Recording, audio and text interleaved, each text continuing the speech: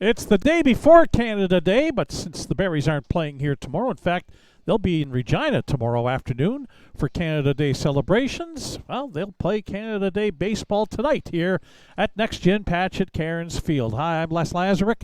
Saskatoon Berries playing host to the Regina Red Sox for a fourth time this season. These teams meet. The Berries, of course, are on a roll again. 21 wins, 3 losses. They lead the East Division of the Western Canadian Baseball League by 5.5 games over the Medicine Hat Mavericks, thanks to a sweep over the weekend in Medicine Hat, during which the Berries outscored the Mavericks by a total score of 25-7. Berries are on a 6-game winning streak coming into tonight. Perfect 13-0 here at Cairns Field, and as I mentioned, are perfect 3-0 against Regina so far in this season's series. The Red Sox 12-11. They're in third place in the East Division, 8.5 games behind the Berries, 3 games back of Medicine Hat for second, a game and a half ahead of fourth place Moose Jaw in the standings. Regina 4-6 in their last 10 games. They're 3-4 on the road. Alex Chumrah gets the start tonight on the mound for the Berries. Chumrah is going to make his first appearance since coming on in relief back on June 19th in Medicine Hat. And it's his first start of the season. This is the third of 11 straight days playing a game for the Berries. 11 games in 11 nights. This is game 3. So this might be a bullpen night for Joe Carnahan, Royan Olcheway, the pitching coach, and the Berries. Chumrah from Parker, Colorado. First pitch is down low, ball 1, and we are underway at 7:02 on Monday evening, June the 30th. Jacob Steele, the second baseman, is the leadoff hitter for the Regina Red Sox. Next pitch in for a strike. 1 ball, 1 strike.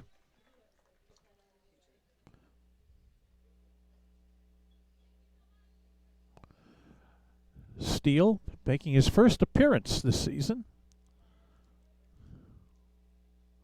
1-1 pitch on the inside corner, fastball for a strike. Chumrah, as mentioned, is making his 5th appearance of the season. 1 ball, 2 strikes. Curve ball in there, called strike 3. And that's 1 away here.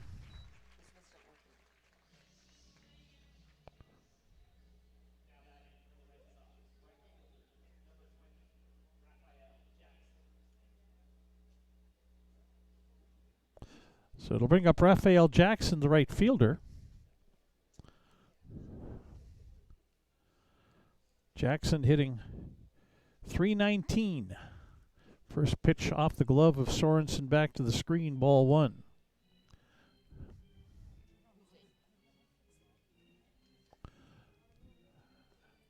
Chumrah, 4 previous relief appearances. He's got 2 wins in relief, a 1.12 earned run average. 1-0 pitch, bounced in, ball 2. 2-0. Chumrah is a right-handed pitcher coming out of West Texas A&M University in Canyon, Texas. His pitched 8 innings coming into tonight, allowed 5 hits, 1 run earned, struck out 8, walked 1. He's behind 2-0 in this one, and down and inside to Raphael Jackson, 3-0.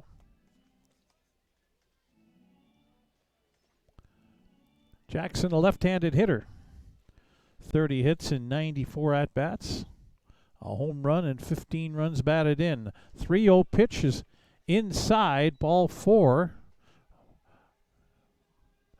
Thought it might have clipped Jackson as well, but regardless, he is on first with 1 away. It'll bring up Jackson Syring, the left fielder.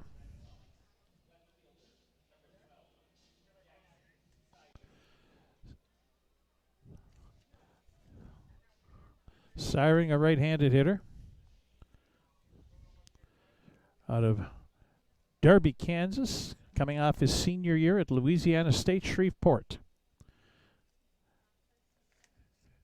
Jackson with decent wheels at first. Chumrah's first pitch gets away from Sorensen to the screen. Jackson will get to second, makes a wide turn. But he'll hold there as Chumra having troubles hitting the strike zone. A little on the wild side here to start. Siring hitting .421, 16 hits and 38 at-bats. 2 home runs, 10 RBIs. So Jackson on second. 1 away here in the top of the first inning. That's in for a strike, 1-1.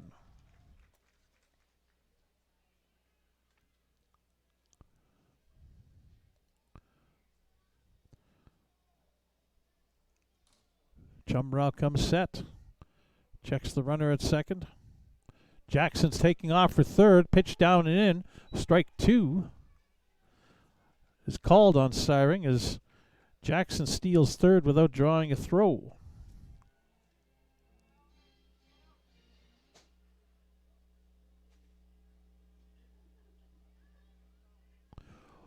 One away here in the top of the first inning.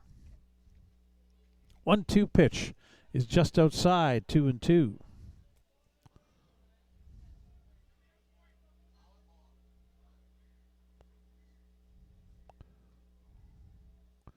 Alex Chumra with a runner on third.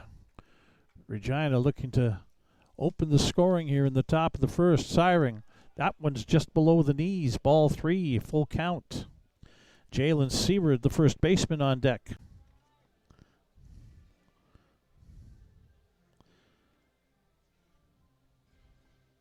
Siring in his second season with the Red Sox. Full count pitch, swung on and missed, strike 3. So 2 away here in the top of the first inning for Regina. And it'll bring up Jalen Seward, the big first baseman for Regina. Right-handed hitter, wears 44. Out of Albuquerque, New Mexico, 6'5", 225. Hitting .414. 24 hits and 58 at-bats. Chumra's first pitch at the knees, strike 1. Seward didn't like the call. Pitch last at-bat to Siring. Looked similar in Seward's mind. And was called a ball. This one was a strike. Swing and a miss on a breaking pitch. 0-2, Chumra ahead. Now 1 strike away from getting out of the inning without any damage. As PA announcer says, 2 strikes and there's swing and a miss, strike 3. Tags Seward to complete the out. Chumra strikes out the side in the top of the first inning. No runs, no hits. They left runner on third base in Raphael Jackson, but Alex Chumra and the Berries get out of it. So after a half an inning, it's the Regina Red Sox nothing, and the Saskatoon Berries coming to bat. You're watching Berries baseball on FloCollege.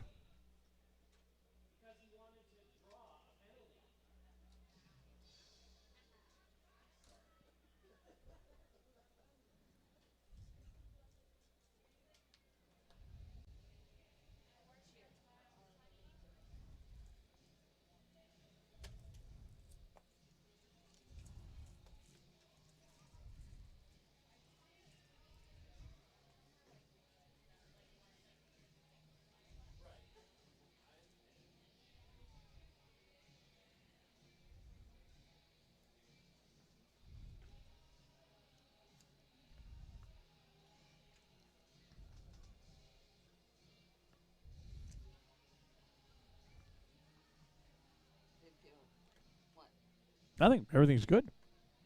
Right? Yeah. Good. Just wait.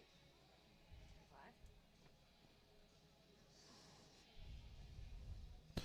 Bottom of the first inning coming up. Saskatoon Berries will get their first look at Kai Langford, who has one of the better records amongst pitchers, especially starting pitchers in the Western Canadian Baseball League as we near the midpoint of the season. Langford from Houston, coming off his sophomore year at Mineral Area College. 6'5", 210-pound right-handers, making his 4th start. He's won all 3 of his previous starts with a 0.94 earned run average.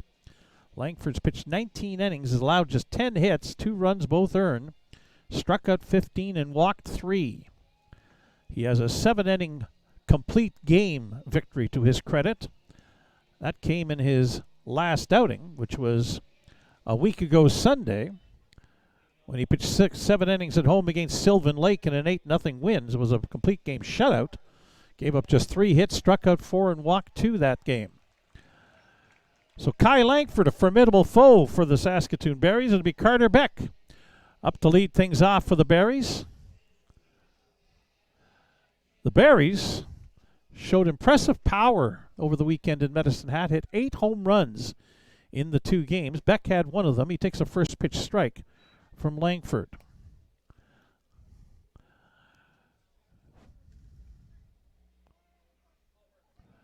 Beck hitting .397.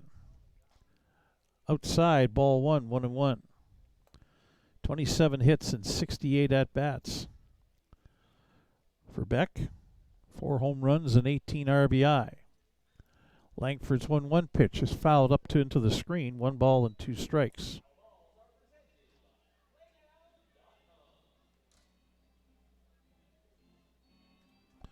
So 1-2 the count on Beck. It'll be Ethan Menard, the first baseman, and Mason Rell, the third baseman, guaranteed to hit here against Kai Langford as Beck swings and misses at the 1-2 pitch. A bit of an off-speed change-up and 1 away. Here comes Menard now. Menard had a heck of a weekend in Medicine Hat. 8 for 10. 5 of the 8 hits home runs. 10 runs batted in. He suddenly leads the Berries in home runs with 6. Hitting .449, 22 hits and 49 at-bats. First pitch is inside and through the glove of the catcher, Kalura. Ball 1. Defensively for the Regina Red Sox, right fielders Raphael Jackson, center fielder Ian Montz, who's a newcomer, and left fielder Jackson Syring. 1-0 pitch, swung on and missed by Menard, 1-1.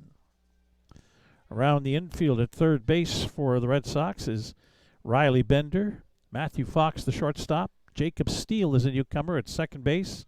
Jalen Seward at first. Jaden Kalura is the catcher, and Kai Langford delivers a 1-1 pitch down low, 2-1.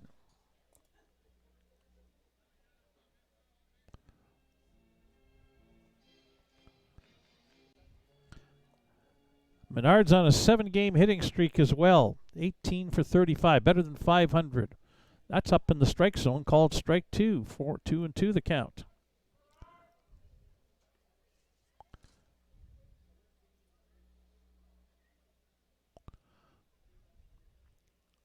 Here's the 2-2 pitch, swung on, grounded, and through as Riley Bender couldn't come up with it as he moved to his left. Menard continues his hot streak, a base hit. It'll bring up Mason Rell, third baseman for the Berries.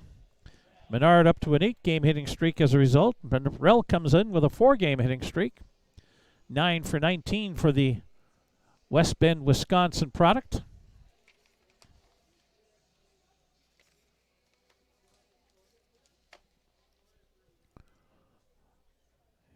Hitting .353. Pitch is up and away, ball 1.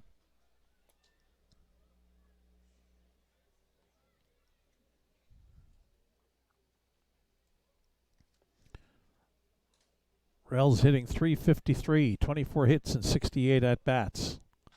This is going to be lined into right field, dropping, and it'll get past the right fielder. Menard had to wait to see if it got by him. He'll get around to third, and being held up there, it's a double for Mason Rell. As in right field, Raphael Jackson dove on that slicing ball down the right field line, coming across to his left towards the foul line, and dove and was just out of his reach. Menard around to third. Rell's on second with 1 away. And it'll be Ethan Murdoch, the right fielder, for the Berries now, with Nathan Houston, the shortstop, on deck. Murdoch has hits in 4 of his last 5 games, but he's only 4 for 22 in that time. So the Swift Current product hoping to get that straightened away. Infielders are playing back. First pitch swinging. Murdoch strikes.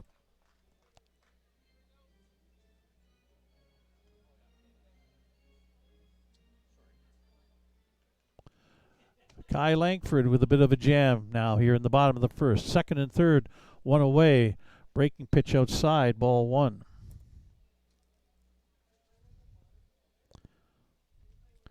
Murdoch hitting .298, 25 hits and 84 at bats. 1-1 delivery, bounces in, good block by Kalura. Keeps the ball in front of him, preventing Menard from scoring on a ball to the backstop. 2 balls, 1 strike.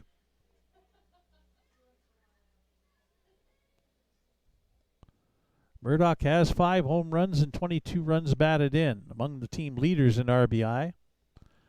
Down and in, ball 3, 3-1.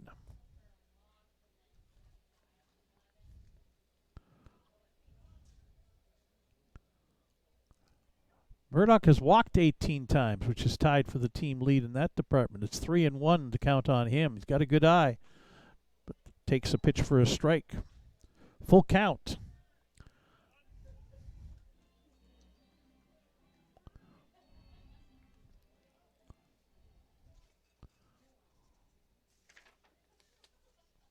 Three-two pitch is fouled straight back to the screen. Stays alive at 3-2. This is not Murdoch's first season in the Western Canadian Baseball League. He played in 2023 for the Swift Current 57s, his hometown team. Full count pitch is called strike 3 on the outside corner by the home plate umpire, crew chief Trevor Drury, and there's 2 away now. Here in the bottom of the first inning, it'll bring up Nathan Houston.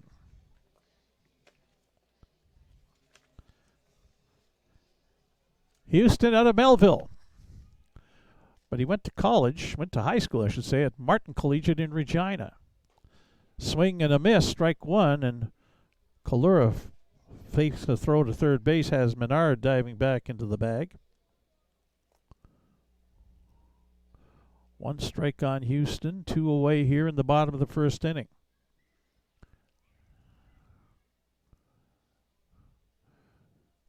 Langford ready to deliver.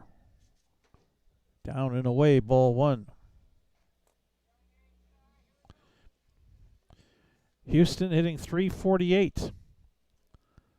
31 hits and 89 at bats. 1-1 pitch. Hit in the air to left field, down the left field line. That's fair. Short hops the fence. 2 runs are going to score, and Houston is going to pull in at second base with a double.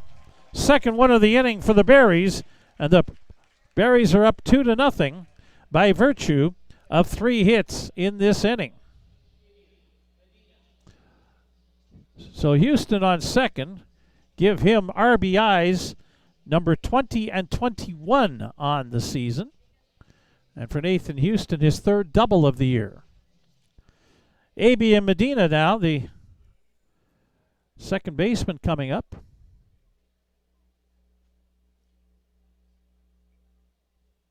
Left-handed hitter. Langford's first pitch driven into center field. That's going to get down for a base hit. Houston will turn third and head for home. He'll score easily. And an RBI single for A.B. Medina. First pitch swinging makes it 3-0. So Corey Waters now the batter.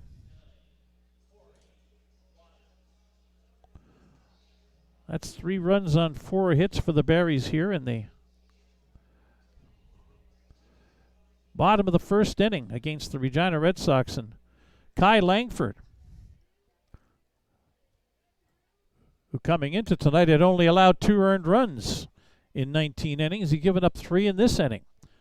First pitch outside to Corey Waters, ball 1. Saskatoon product Waters hitting .350.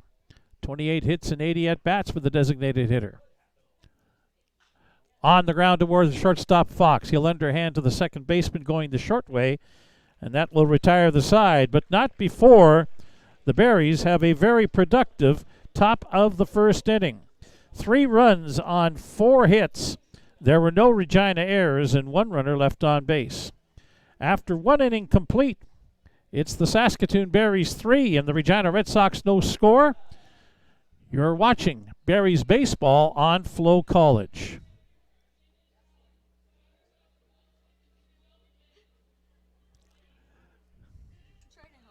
Don't leave it be.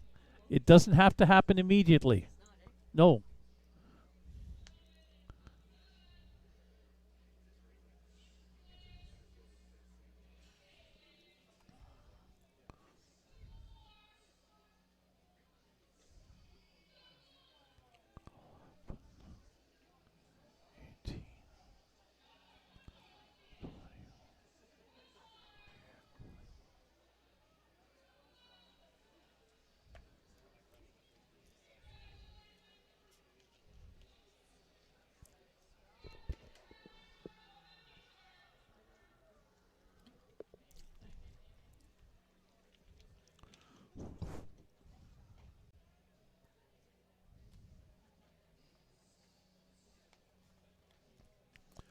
So top of the second inning upcoming, and Alex Chumra has been staked to a 3-0 lead. Berries with 3 runs on 4 hits in the bottom of the first inning. Chumra will face the number 5, 6, and 7 hitters for Regina. Ian Montz, a newcomer, will get his first at-bats this season in the WCBL at center field. Riley Bender, the third baseman, and Jaden Kalura, the catcher, against Alex Chumra. Defensively for him,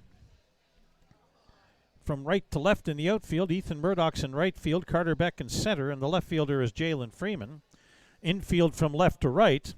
At third base, Mason Rell, the shortstop, Nathan Houston. The second baseman is Abiam Medina, and the first baseman, Ethan Menard.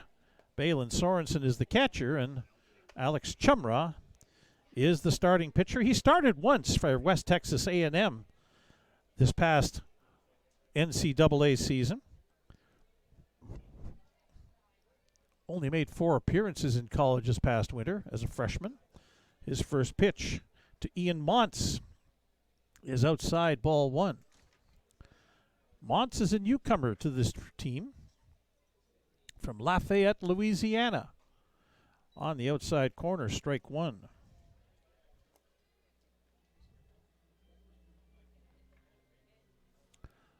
Montz is from LSU Shreveport, coming off his senior year of college. 1-1 pitch is up high, 2-1.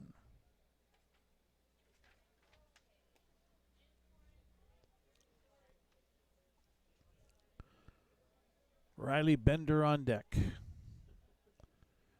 2-1 pitch coming. Swing and a miss, strike 2. Big cut taken by Montz at the 2-1 pitch. Chumra in college this winter had 1 loss, pitched just 5 innings in the 4 games that he pitched in. Allowed 8 hits, 7 runs, 6 of them earned. Outside, 3-2.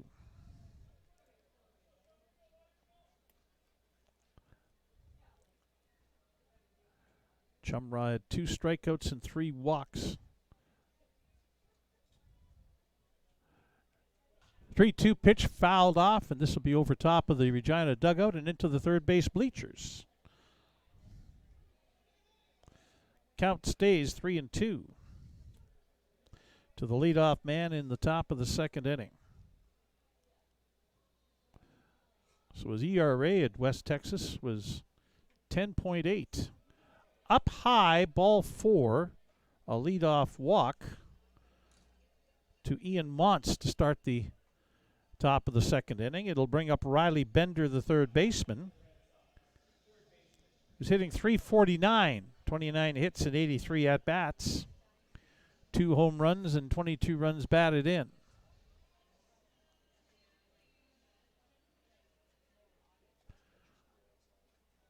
Alex enjoys playing Fortnite, according to a very fun fact on the Jumbotron. Low and away, ball 1 on a breaking pitch to Bender, the first pitch to him.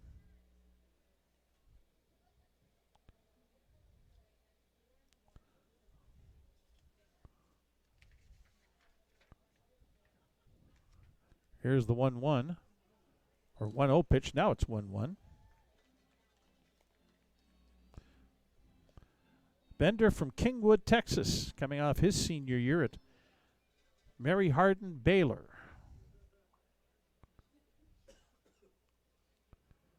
Montz takes off for second. Breaking pitch is fouled off. And so Montz will have to return to first, and Bender has a ball and 2 strikes on him.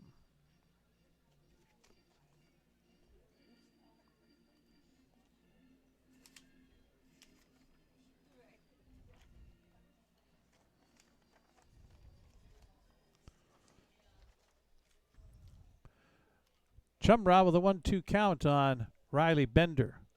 And again, bounces off the glove of Sorensen, a swing and a miss, and able to get down to first off of what becomes a passed ball. Base was occupied, so he's out. So now, advancing to second on the play, though, is Montz.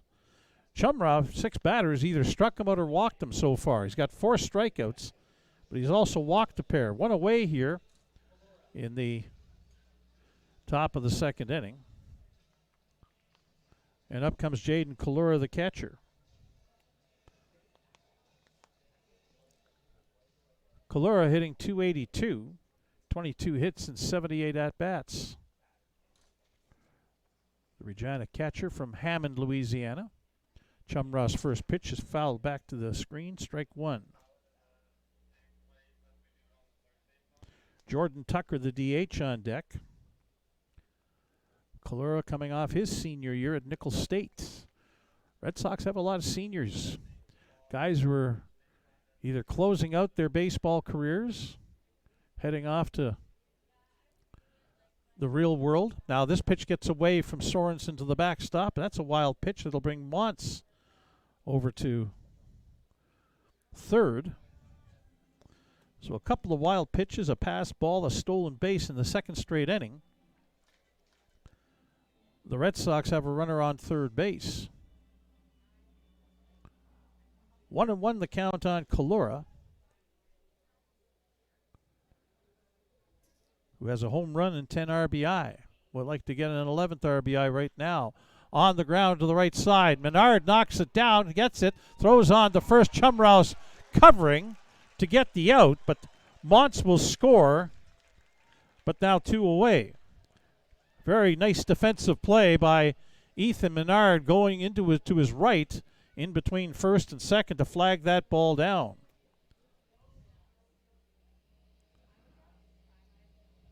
So a run scored for Regina here in the top of the second inning. It brings up Jordan Tucker, the designated hitter, with nobody on. First pitch is down low, ball 1. Tucker hitting .330.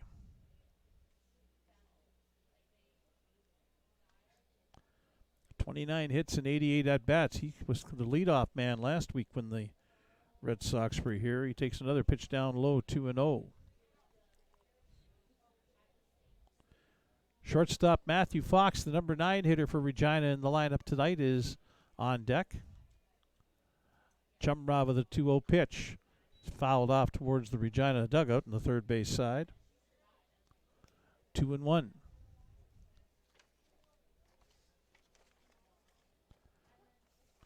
Tucker, normally an outfielder, from Detroit Lakes, Minnesota.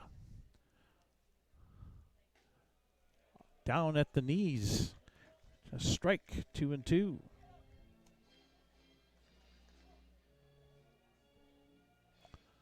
Chumrah 1 strike away from getting out of the inning with fairly minimal damage. And he hits him with a curveball that hit him in the left foot. And that's smart. He's got a pad on that left ankle, but not where the pad doesn't cover where that ball hit him. So a man on.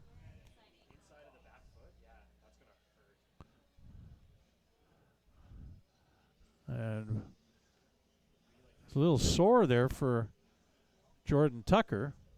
It wasn't his left foot, not the front foot in the batter's box. It was the back foot that got hit by the pitch. He's shaking it off and moving on down the line to first base. It'll bring up Matthew Fox now with 2 away and a runner on. Fox hitting .275, 22 hits and 80 at-bats. 2 home runs and 11 runs batted in. 3-1 here. Berries with the lead, top of the second inning.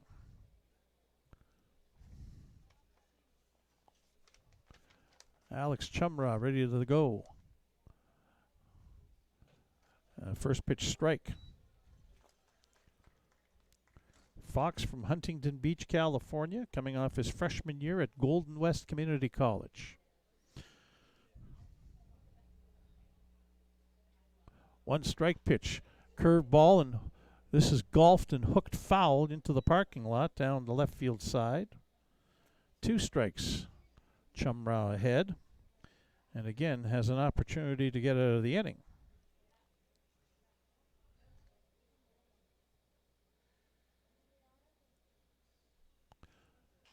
This one on the ground, but right back. Chumra is able to take it off the first hop. Underhands to first, and that's the end of the inning. Regina, though, gets on the board. A run without a hit. There were no Berries errors and 1 runner left on base. After an inning and a half, it's Saskatoon 3, Regina 1. You're watching Berries baseball on FloCollege.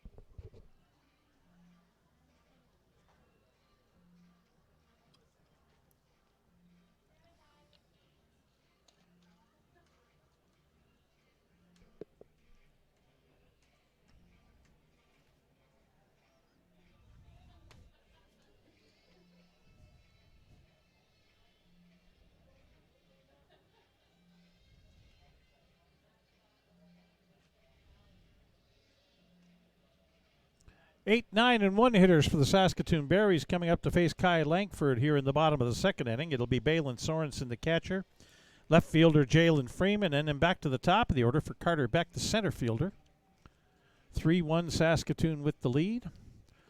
One of 4 games tonight in the Western Canadian Baseball League. Elsewhere tonight, you've got Energy City in Fort McMurray, Okotoks at Lethbridge, Weyburn at Brooks. Then there's 8 games tomorrow, even though there's only 12 teams in the league. There's a couple of doubleheaders tomorrow. So Balin Sorensen will come up here in the bottom of the second inning. Looking to get back to the hitting ways, hitting .280 for the season, 23 hits and 82 at-bats. First pitch from Kai Langford inside, ball 1. Sorensen, though, with a couple of 0 for 5s his last 2 outings. This one hit in the air to right field. Down the line, but Raphael Jackson will outrun this one and make the catch. Just inside foul territory and just short of the warning track here at Next Gen Patch at Cairns Field. 335 feet down each foul line, 400 feet to straightaway center. Must be a tough ballpark to hit home runs out of. Berries have 28 home runs as a team, only 5 of them in this park. 23 of them have been on the road. Jalen Freeman coming to the plate. First pitch from Langford is outside, ball 1. Freeman hitting .253. 19 hits and 75 at-bats, has 10 RBI. 1-0 pitch, swing and a miss, strike 1.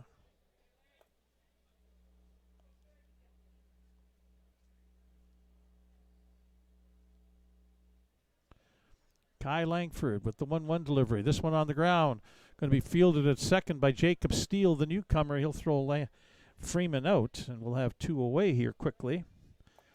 in the bottom of the second as Carter Beck will make his way to the plate. Struck out his first time up. Carter with a triple. He's also tied for the team lead in runs scored with 24. His first pitch swinging, strike one. Langford takes a little bit off of that. Beck and Ethan Murdoch both with 24 runs scored. One strike pitch is down low, 1-1.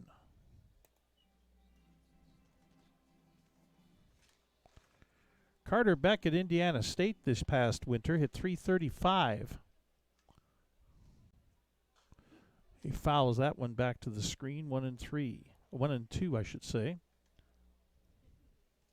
As I write 3 down for the third pitch of the at-bat and strike 2 in my scorebook. 11 home runs and 56 RBI with the Indiana State team. Looks at a pitch outside, 2-2.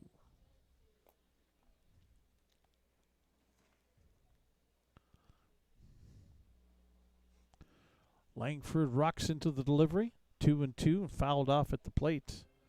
Beck spoils one, stays alive, 2-2. Ethan Menard, the first baseman, on deck.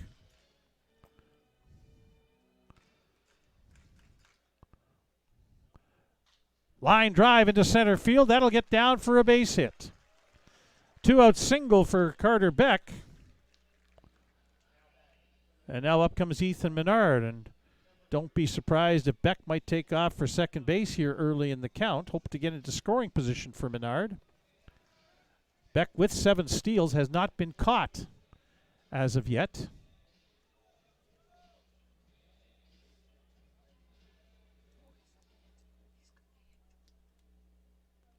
Menard singled and scored back in the first inning. First pitch up high, ball 1. Ethan extended his hitting streak to 8 games in the first inning. A check over at first, and easily back to the bag is Carter Beck, although he dove back. Beck getting a sizable lead off first base. Langford holding on. Now will throw over. Close. But first base umpire Lloyd Tulp says you're back safely. So Beck knows what his lead is now. He can't go much further than that.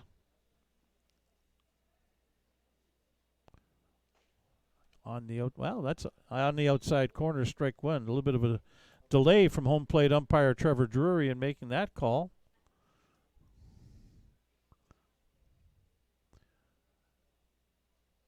Langford again at the belt. Beck dancing around at first. 1-1 pitch. Fouled back. 1-2 the count.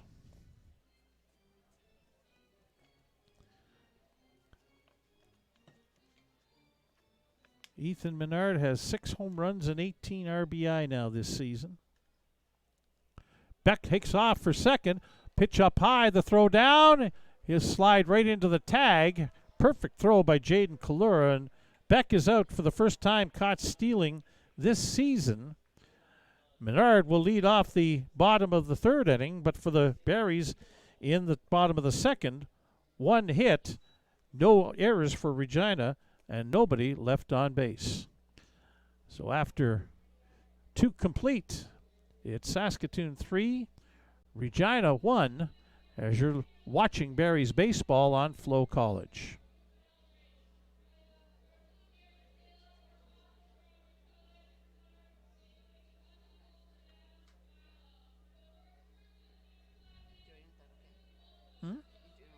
Mm-hmm.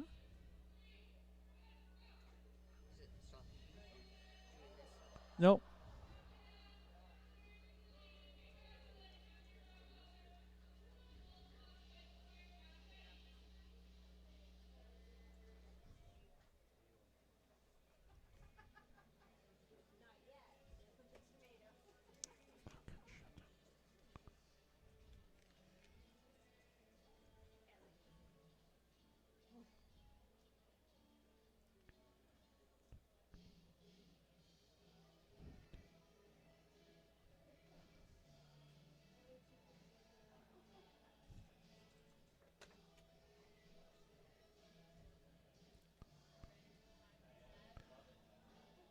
Back for the top of the third inning.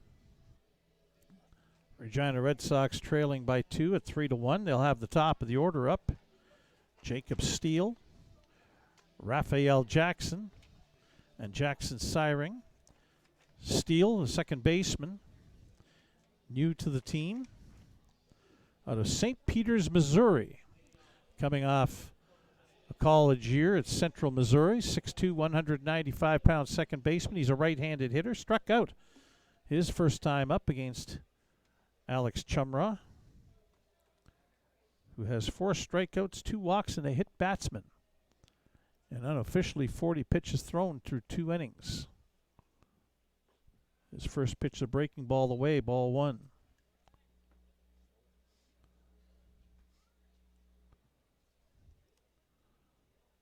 Nice night here in Saskatoon. Gorgeous day. We've got up to 28 degrees Celsius. 1-0 pitch, down low, 2-0.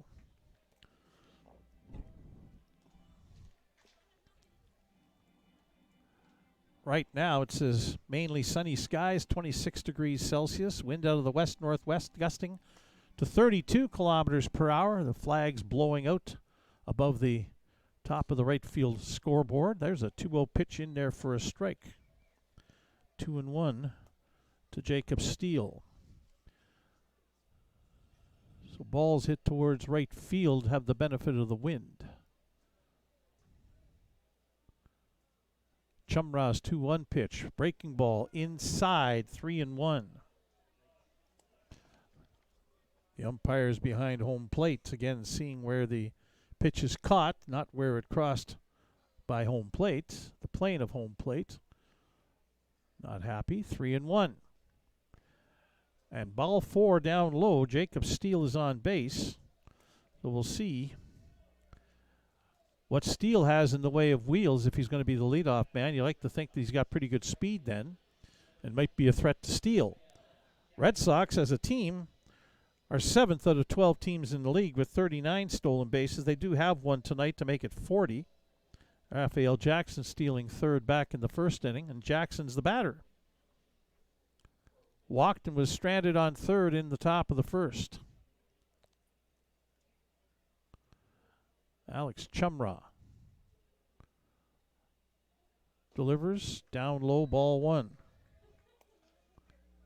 He has had issues with his control so far. He's walked 3 now, hit a batter, struck out 4.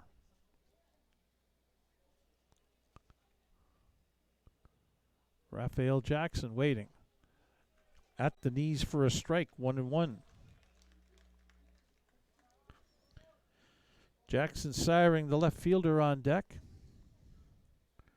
Raphael Jackson has hits in 5 of his last 6 games, 9 for 24. 375, fouls a pitch back to the screen. Just caught a piece of it, 1-2.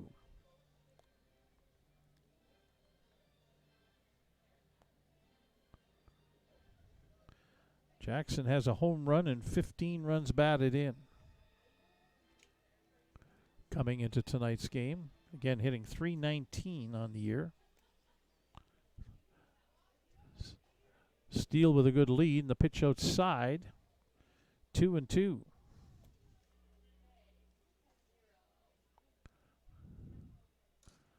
And we start to see some action down the right field line. And again, Joe Carnahan telling me that all of his starting pitchers are on pitch counts. Some get a little more leeway than others. There's a strike 3 called at the knees on the outside corner, and Raphael Jackson glares straight ahead towards the third base dugout and says, no, no, no, but it is yes, yes, yes from Trevor Drury, as that's the first out of the top of the third inning. Steele on first, 1 away, Syring the hitter. He struck out against Chumrah back in the first inning. First pitch bounces in the dirt. Sorensen with the throw, and that'll sail into center field. Steele's heading for third. Beck will throw on to third base, and Mason Rell has to knock that down as that was wide of the mark. Steele didn't take off for second until the ball bounced in the dirt. And then Sorensen overthrew and allowed him to get to third. So it's an error on the catcher on the throw. And a wild pitch initially. It's 1 ball and no strikes. And so for the third straight inning, the Regina Red Sox get a runner on third with less than 2 outs. 2 balls, no strikes on Jackson Siring.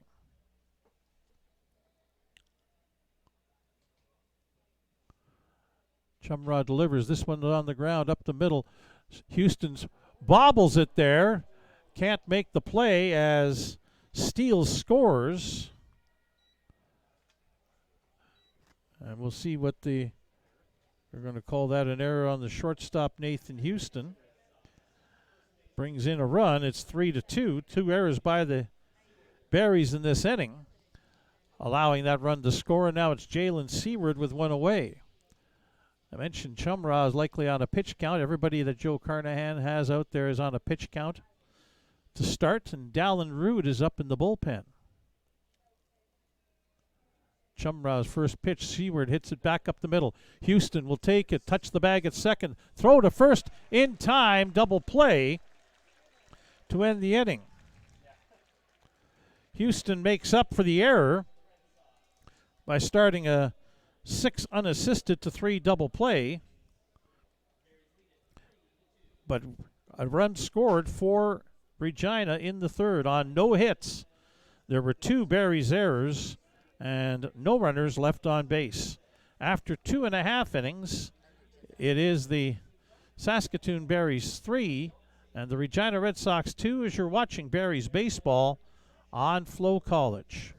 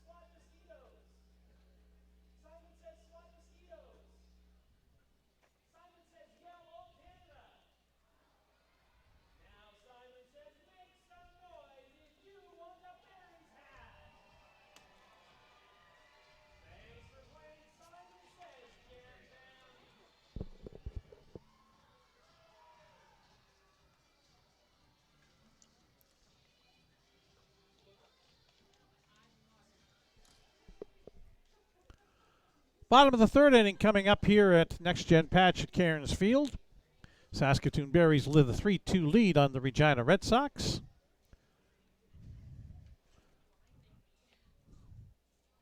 Is this a new pitcher for Regina?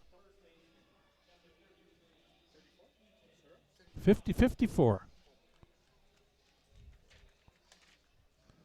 I thought Kai Langford was 31. But it looks like the same guy. Ethan Menard leading it off here. Yeah, it's definitely the same guy. Just wearing a different number than what the roster says. And what the lineup card, I believe, said. Maybe change jerseys. Who knows? First pitch inside to Ethan Menard, ball 1. That's inside a breaking pitch, 2-0 quickly on Menard, who was left standing at the plate when Carter Beck got thrown out trying to steal to end off the bottom of the second inning. First pitch swinging, line drive, well hit left field, and you can kiss that baby goodbye. 6 home runs in 3 games for Ethan Menard. He is on fuego right now.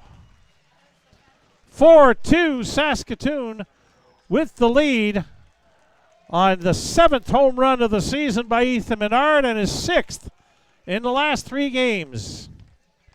2 for 2 tonight. He is 10 for his last 12. .833 batting average.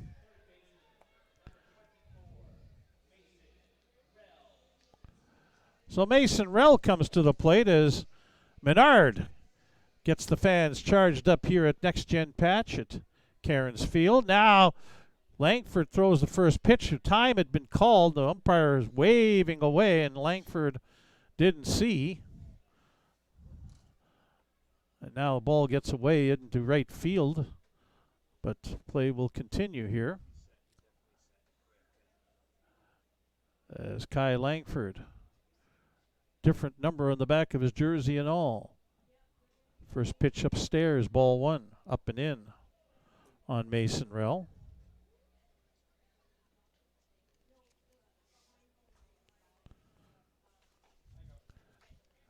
That one's down and away, 2-0.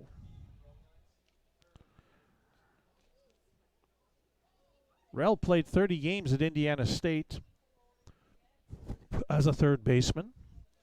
On the outside corner, a strike, 2-1. And again, the umpires behind home plate voicing their opinion as to the balls and strikes. 2-1 pitch, pounded into the dirt. Charging from third is Riley Bender. He can't come up with it. Rell is on with a base hit. Infield single. Bender would have had to have made a really good, strong throw cross body in order to get Rell. He's 2 for 2. Doubled and scored. They're calling that an error on the third baseman, not a base hit. Ethan Murdoch coming up. Nobody out. Murdoch with a fly ball into center field. This one's dying and will land on the grass. Rell coming over to third as it's bobbled out in center field by Ian Montz. Rell will come over to third. Murdoch is on the single. And there's runners on first and third with nobody out. As the Berries up to 8 hits in the ball game.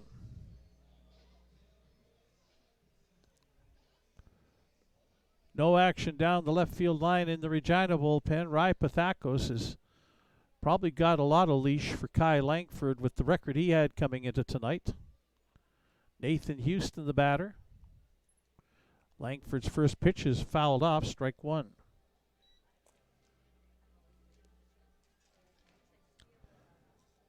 First and third, nobody away. Houston doubled and drove in the first 2 runs for the Berries back in the first inning.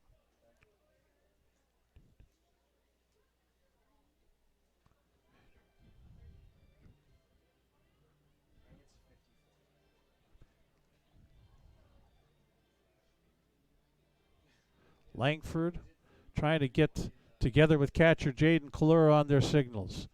Now they seem to be ready to go. 1 strike pitch. Houston on the ground, back to third, over to second for 1, back to first base in time, double play. Rell went back to third with the ball hit that closely to the third baseman Bender. So 2 away suddenly. And it'll bring up A.B. and Medina, who singled and drove in a run. The third Berries run back in the first inning.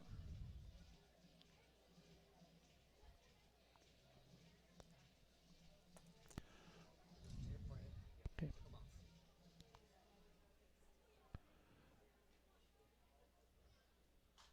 Medina pokes this one down the left field line, and that is foul by a few feet. He just sort of reached out, flicked his wrists at that one, and almost was rewarded.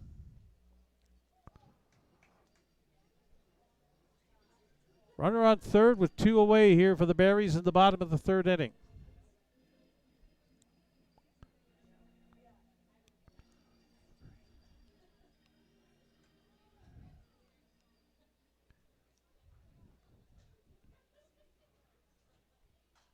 Fouled back onto the screen, 2 strikes on Medina. From Ponce, Puerto Rico. He's attended El Paso Community College and then Texas A&M International University in Laredo.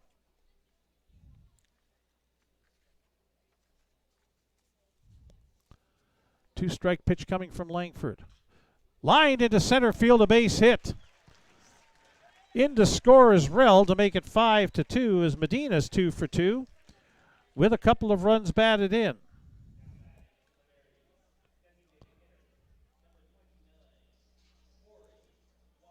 And Corey Waters now to the plate. As Langford's been touched up for 9 hits in this game. Sorry, 8 hits in the ball game. 5 runs. First pitch to Waters, a strike. He grounded into a fielder's choice to finish off the top of the first inning.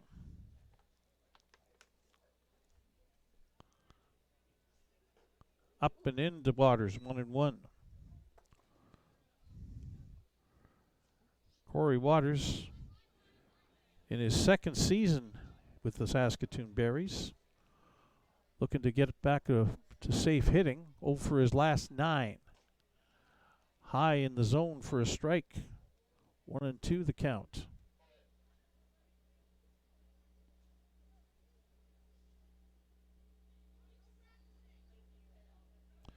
Kai Langford looking to finish off the inning.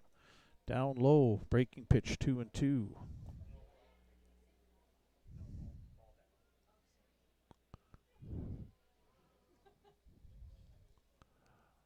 On first base is Abian Medina. 2-2 pitch. Back up the middle, but right to the second baseman, Steele. He'll throw on to first, and that'll retire the side. But not before the Berries score another couple of runs, with the benefit of 3 hits, including a solo home run to lead off the inning by Ethan Menard. There's 1 runner left on base and 1 Regina error. After 3 complete, it is the Saskatoon Berries 5, the Regina Red Sox 2. You're watching Berries baseball on FloCollege.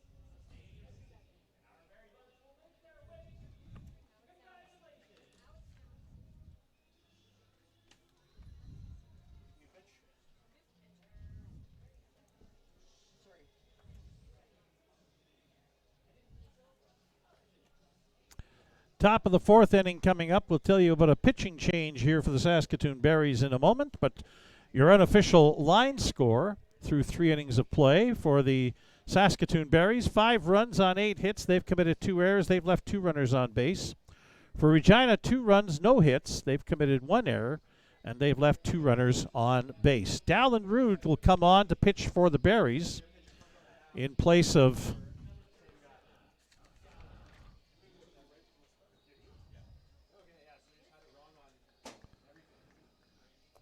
Dallin Rood coming on. He'll face the 5, 6, and 7 hitters for the Regina Red Sox. Ian Montz, the center fielder, will be up first. Montz walked and scored the Red Sox first run back in the 2nd inning. Rood's first pitch is on the inside corner for a strike. Dallin Rood from Munster, Saskatchewan, coming off his freshman year at Colby Community College. Down low, 1-1.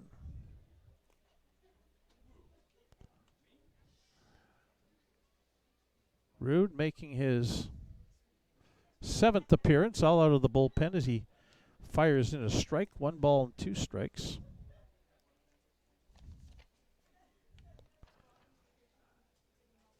One win, 1 save for Dallin Rood. Swing and a miss, strike 3. Montz is retired.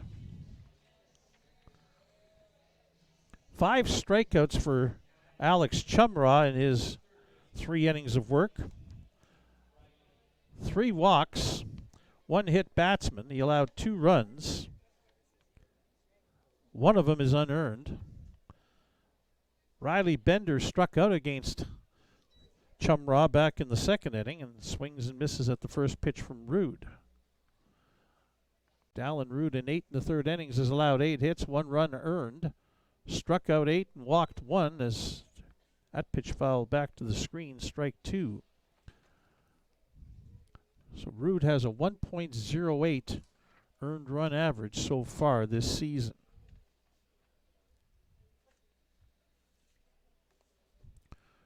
Two-strike pitch is upstairs, ball 1.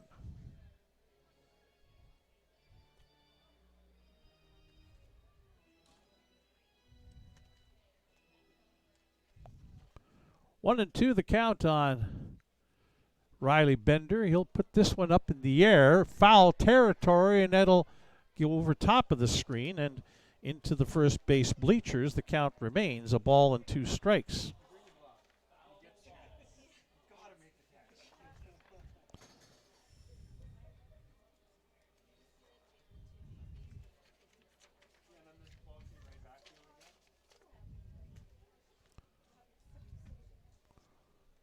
One-two pitch is outside, 2-2.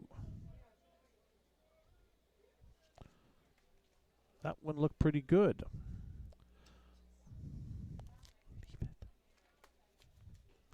2-2 is down low, full count.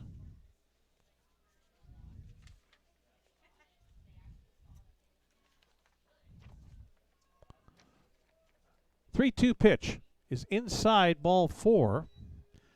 And so Bender draws a walk, and Regina has a base runner once again. Jaden Kalura, the catcher, hit a hot shot grounder in between first and second, his first time up, only to have Ethan Menard make a sterling play to knock the ball down going to his right into the hole between first and second. Recovered and threw out the runner, getting the ball to the pitcher covering Chumraw. Rude, first pitch outside to Kalura, ball 1.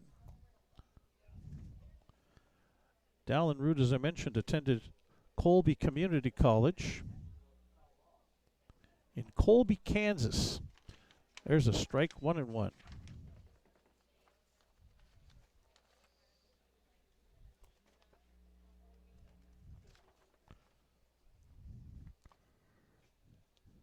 Rude pitched in 12 games in Colby Community College. There's a strike, 1-2 on Jaden Kalura. Rude has that sidearm motion. Whips it across. 1-2. Foul back to the screen. Staying alive is Jaden Kalura with 1 away. Rude made 3 starts in Colby Community College, had a complete game, pitched 41 innings this past year.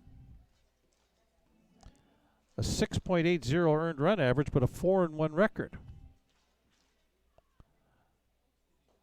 Outside with a breaking ball that stayed outside, 2-2 on Jaden Kalura.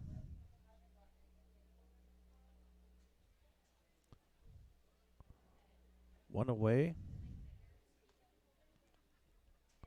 Runner on first. 2-2. Off-speed pitch hit in the air down the right field line. That one is staying fair, and it is gone. Just inside the foul pole. A 2-run home run for Jaden Kalura. And the score is now 5-4 for the Saskatoon Berries as the Red Sox pull to within a run. Kalura's second home run of the season and his 3rd RBI of the night. He drove in a run back in the second inning with that ground out that Ethan Menard made the play on, and now a 2-run homer, as that's the first hit of the game for the Regina Red Sox.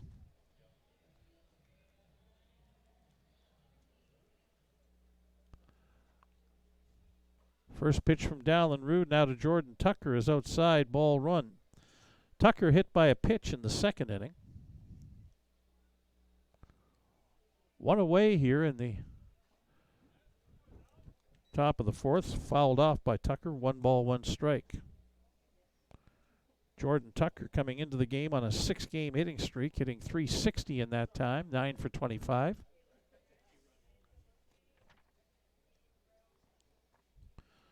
We've seen a couple of long flies here in this game.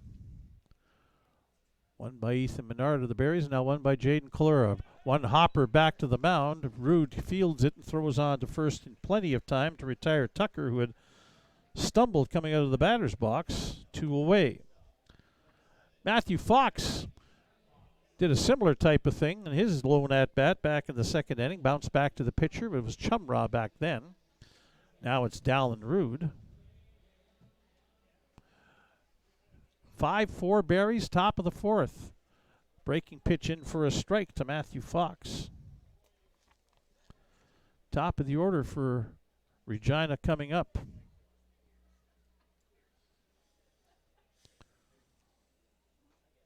And there's strike 2 on the inside corner.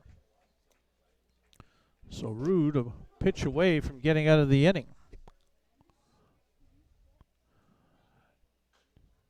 Fox a swinging bunt down the third base side. Rell up with it, throws on, but not going to get Fox.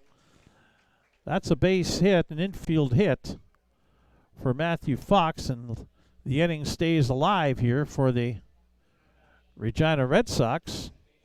Back to the top of the order, Jacob Steele, who's 0 for 1. Struck out in the first, walked, and eventually came around to score in the 3rd inning. Thanks to a wild pitch and a couple of errors.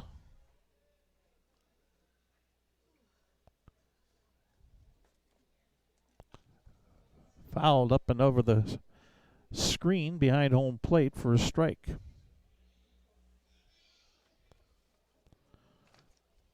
Again, Jacob Steele from St. Peters, Missouri, playing in his first game. Rude with a toss over to first. Matthew Fox on base at first. Shortstop with 5 stolen bases and has not been caught. He's taking off for second. Sorensen with the throw down, and he's safe. Medina had to short hop the throw, and in doing so, Fox was able to slide in under the tag. So 1 ball and 1 strike now on Jacob Steele, and the Red Sox have a tying run here in scoring position in the top of the 4th inning. Swing and a miss by Steele. 2 strikes on him now, go along with a ball. And the PA announcer says to the fans, let's get loud here and help Dallin Rude find a few extra miles per hour velocity and slow down the swing of Jacob Steele. 1 and 2, fouled off at the plate. He'll stay alive. 1 ball, 2 strikes. Raphael Jackson, the right fielder, on deck.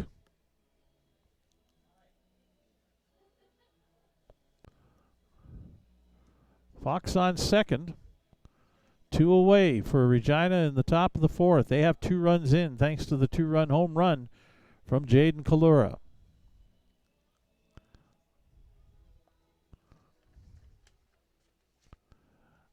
Rude with a long look in at Balin Sorensen now. Checks the runner at second. Bounces a pitch in. Sorensen blocks that, but by the time he recovers, the ball up the third baseline. Into third base is Matthew Fox. And so a runner at third now with 2 away and a 2-2 count on Jacob Steele.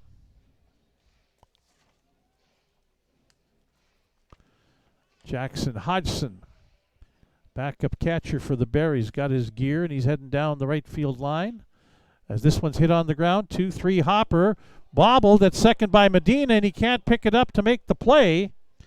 Fox will score, and we're tied up at 5-5, as that'll be an error on the second baseman, Medina, to tie the game.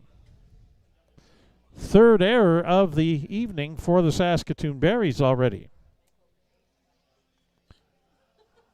So now Raphael Jackson up to the plate. Walked, stole a base in the first inning, struck out in the third. We're still only in the top of the fourth. Dallin Rood's first pitch is on the outside corner, a strike.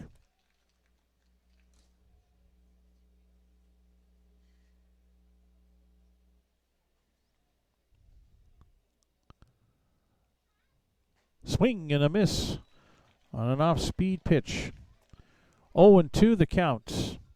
Dallin Rood's had 2 strikes and close to being out of the inning a few times already in this half inning. See if he can get out of it now. 2-strike pitch is down low, 1-2.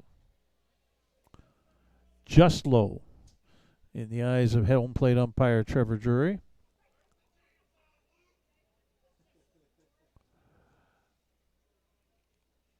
One and two the count. Curve ball hit on the ground. Again knocked down by Medina. Throw to first, and that's in time according to Lloyd Tulp. As Raphael Jackson doesn't agree. But the Berries get out of it. However, 3 runs scored by Regina in the top of the fourth inning to tie the game up at 5-5. They had a couple of hits. There was a Berries error and 1 runner left on base. After 3.5, it is the Saskatoon Berries 5, the Regina Red Sox 5, as you're watching Berries baseball on FloCollege.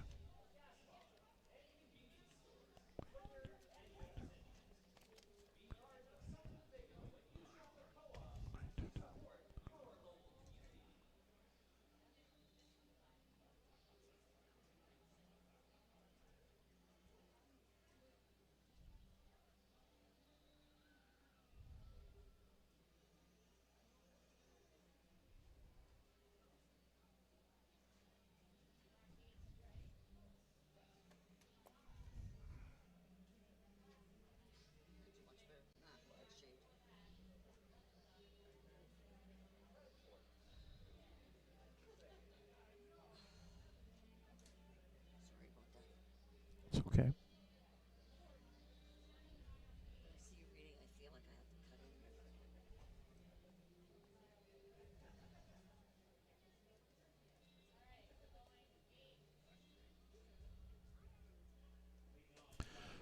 All right, so coming up to the bottom of the fourth inning, we're all back to even Steven here at 5-5. Berries had leads of 3-0 and 5-2. Now it's 5-5 as Balin Sorensen will lead it off for the Berries against Kai Langford, the starting pitcher for Regina, who unofficially has thrown 55 pitches through 3 innings. Fouled off, first pitch, strike 1.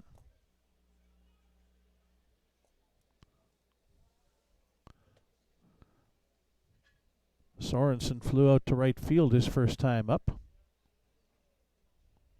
Leads the team in doubles with 10. This one hit towards short. Big room service hop for Matthew Fox, and the throw over in plenty of time, and there's one away. It'll bring up the left fielder Jalen Freeman. Freeman grounded out to second back in the second inning against Kai Langford.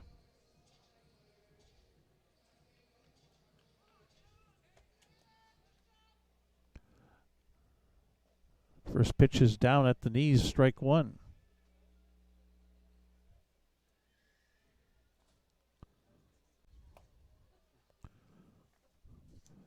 One strike pitch coming to Jalen. That's an off-speed breaking ball in there for strike 2.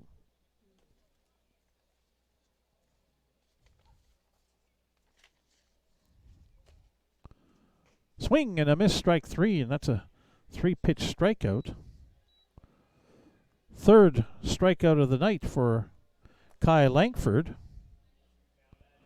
2 away for the Berries here in the bottom of the fourth inning. He'll bring up Carter Beck. 1 for 2, singled his last time up in the second inning, but was caught stealing. And a breaking pitch, off speed, strike 1. Langford may have found his groove and revitalized by his team coming back to tie things up. That's on the outside corner, a breaking pitch, 0-2.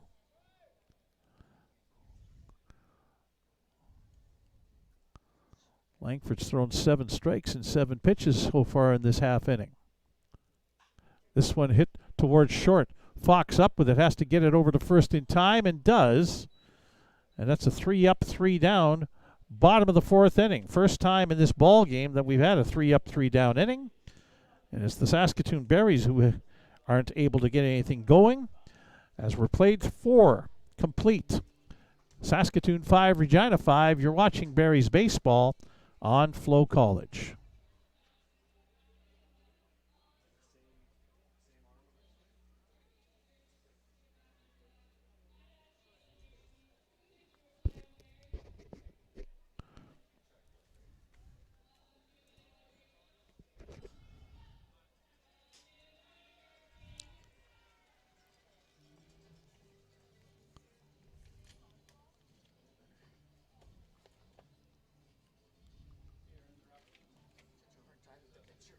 Mm.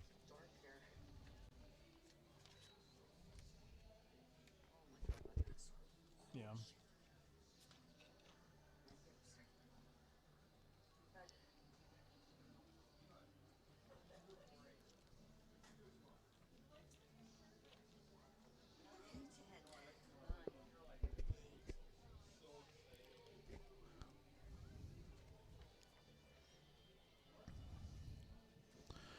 Top of the 5th inning upcoming here at Next Gen Patch at Cairns Field. Great night for a ball game. 24 degrees Celsius, mainly sunny skies still as we're about 8:15. And the wind has died down now, west-northwest at 10 kilometers per hour, as the weather forecast said it would. I know that doesn't always mean a lot to some folks, but on this case, they are right. So Regina will start off with the heart of their order. Hitters 3, 4, and 5 for head coach Ry Pathakos. Jackson Syring, the left fielder, Jalen Seward, the first baseman, and the center fielder, Ian Montz against Dallin Rood. First pitch swinging, fouled off by Syring. Strike 1. Syring 0 for 2, reached on an error his last time up. Was erased on a double play ball. Curve ball, and this one's hooked foul off the boundary fence down the left field side and skips into left field in play. So heading over Jalen Freeman to retrieve and throw it back towards the Regina dugout. Some fans looking for a souvenir are not going to get it. 2 strike pitches down and away, ball 1. 1-2 the count on Syring. Rood's 1-2 is fouled off towards Bob Van Impe's softball stadium. Count remains 1-2.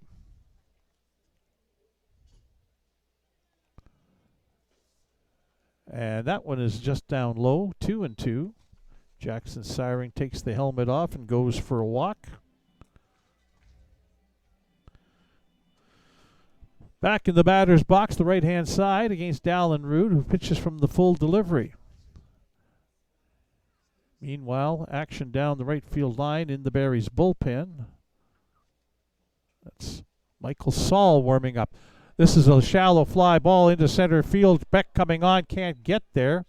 A dying quail that falls for a base hit, courtesy of Jackson Syring. That's the 3rd hit of the ball game for the Regina Red Sox, but they have their leadoff man on. It'll bring up Jalen Seward, who's 0 for 2.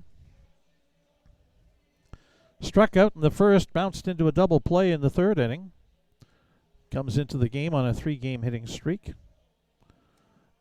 5 for 14 in those 3 games, 0 for 2 tonight. Rood's first pitch outside, ball 1.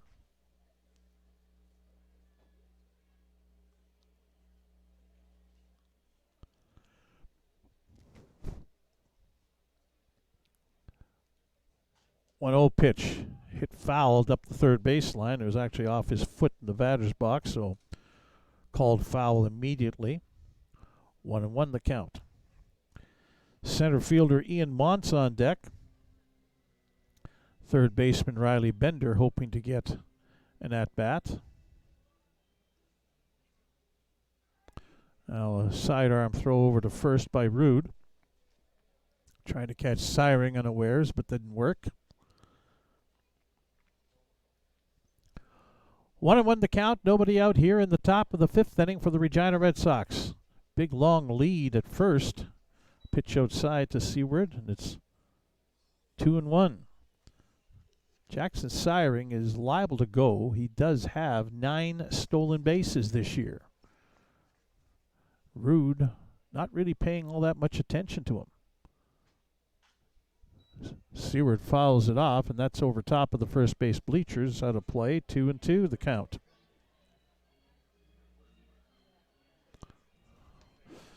And the kids take off in pursuit of the foul ball.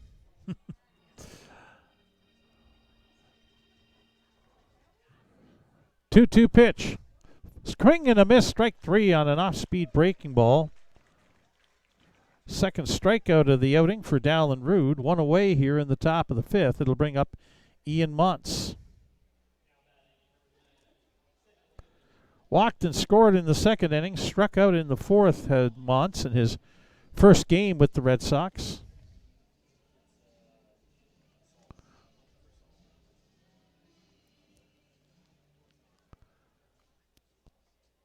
Dallin Rude delivers, foul back. Strike 1 to Montz. Again, Ian Montz, a newcomer to the team, coming off his senior year at LSU Shreveport. Calls Lafayette, Louisiana home. 6'4", 200-pound outfielder. Taking off, and there's a swing and a miss, and they're calling that a foul ball. No, they called that a strike. Thought for a second it was a foul ball, but no. No interference was what that was about. So 2 strikes now on Ian Montz. The stolen base for Jackson Syring, his 10th of the year. A runner in scoring position for Regina. And the 2-strike pitch is outside, breaking ball, off speed, 1-2.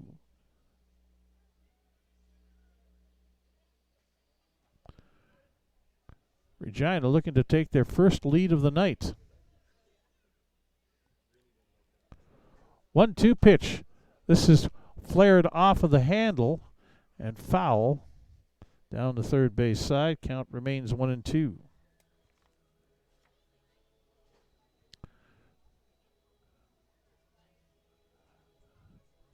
Continuing to throw down the right field line. I believe that's Noah McCombs, 41.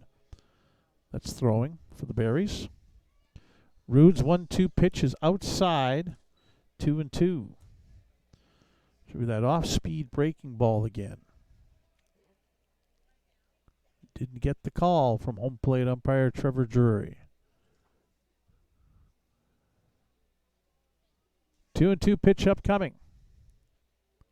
Swing and a miss, strike 3 as Montz swung so hard he knocked the arm pad off of him. 2 away here now in the top of the 5th. And Riley Bender, the third baseman, who struck out in the 2nd inning, walked and scored in the 4th. His walk preceded the 2-run home run by Jaden Kalura last inning.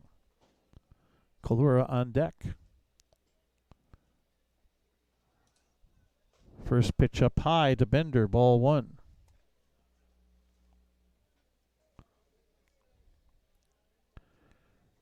Bender comes into the game 0 for his last 7.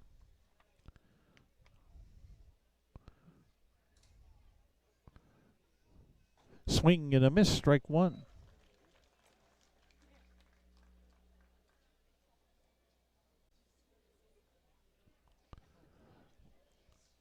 Dallin Rude working hard, trying to get out of this inning. Still tied at 5-5 if he can. The 1-1 pitch. Hit in the air to right field. Ethan Murdoch shielding his eyes, finds it, makes the catch, and that's the end of the inning. Regina leaves a runner on base. They got a hit. There were no Berries errors, and 1 runner left on base. After 4.5, we're halfway home. It is the Saskatoon Berries 5, the Regina Red Sox 5, as you're watching Berries baseball on FloCollege.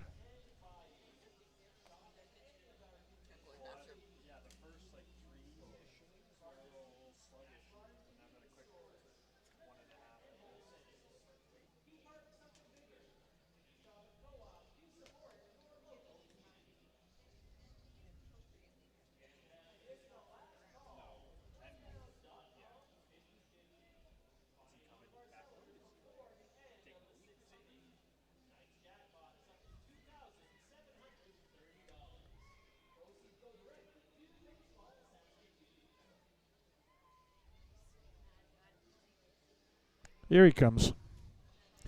Just taking his sweet time.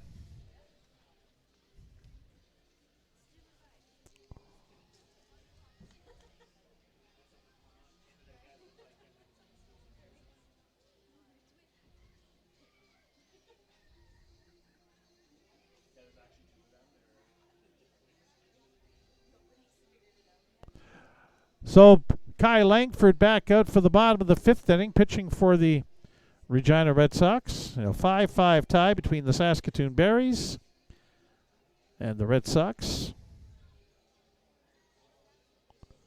For the Berries, it'll be Ethan Menard, Mason Rell, and Ethan Murdoch.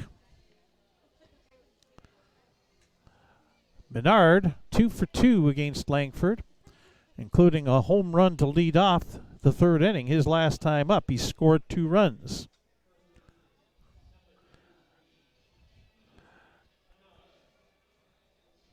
Went to school at Notre Dame High School in Crowley, Louisiana. He also played for the Baton Rouge Community College in Baton Rouge before joining the University of Texas at Tyler.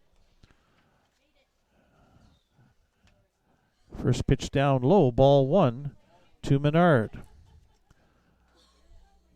In doing the additional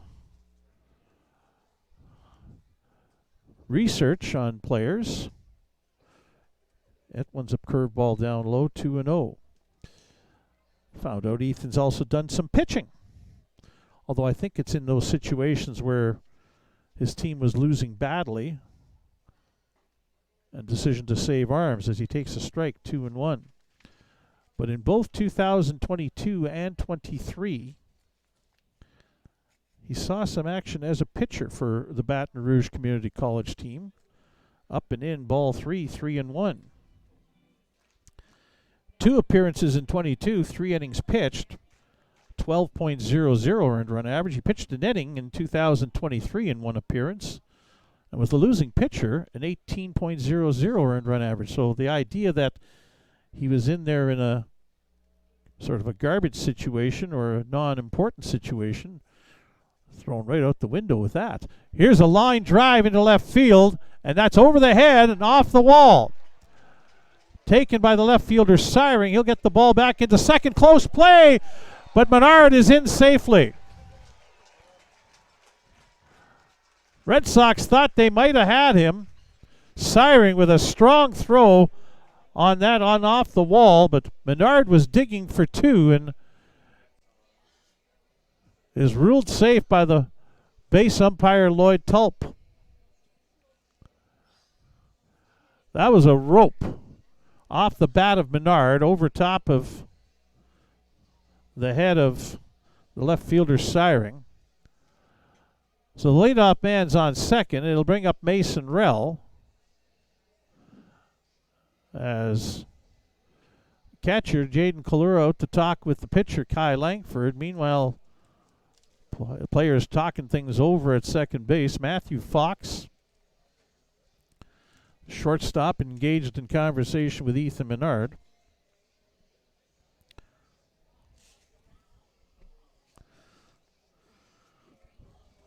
So now it's Mason Rell, who's 1 for 2. As we have action down the left field line in the Regina bullpen. But in the meantime, ready to go with Kai Langford pitching to Mason Rell. Curve ball hit up the middle and through for a base hit. Menard's going to turn third and make his way home, and the Berries are back out in front by a score of 6-5. RBI single for Mason Rell. That's his 14th RBI of the year. He's 2 for 3 with 2 runs scored. Menard has scored all 3 times that he has been up in the plat here in this ball game. 10 hits now for the Berries in this ball game. And Langford's got action in the bullpen behind him. First pitch to Ethan Murdoch is up high, ball 1. He's 1 for 2. Struck out in the first inning, singled in the third.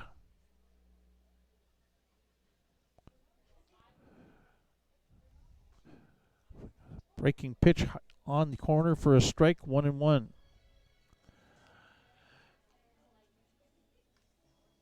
I believe that's Calvin Shepard down the left field line warming up, 38. Murdoch checks swing, but it's called strike by home plate umpire Trevor Drury. 1 ball, 2 strikes. It's either 38 or 28, but it's hard to tell. There is a 28 that's on the pitching staff as well. Outside to Murdoch, 2-2.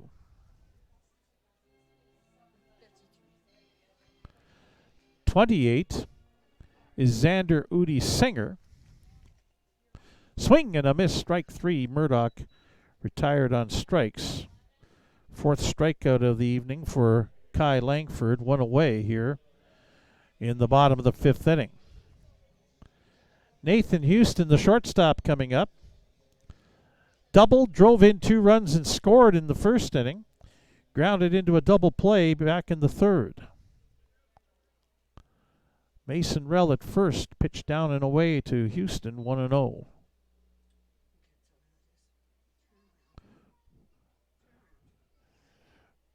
Warm up down the left field line now is stopped. You're watching the play. A throw over to first to check on Rell, and he is back safely into the bag.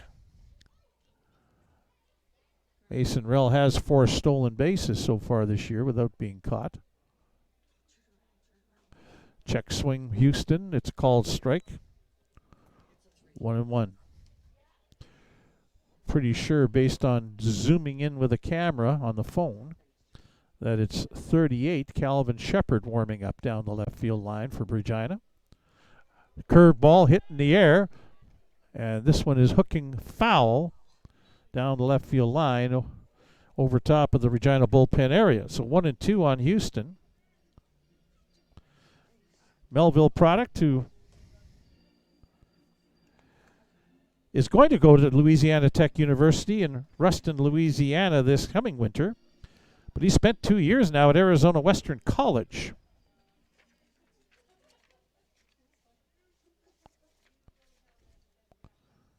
Bounces away from the catcher, Kalura, all the way to the backstop. Rell is heading for third, and he'll get in there safely.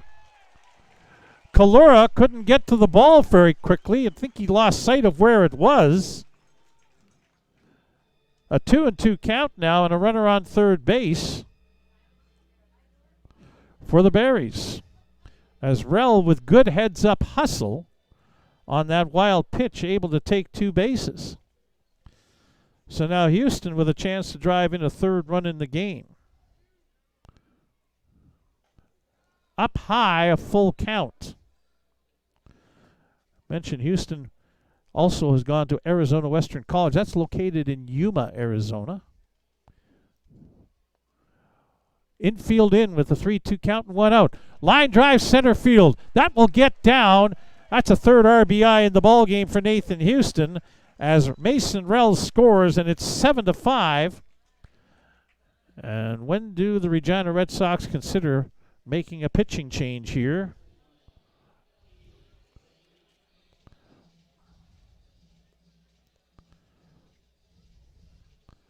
As up comes ABM Medina, who's 2 for 2.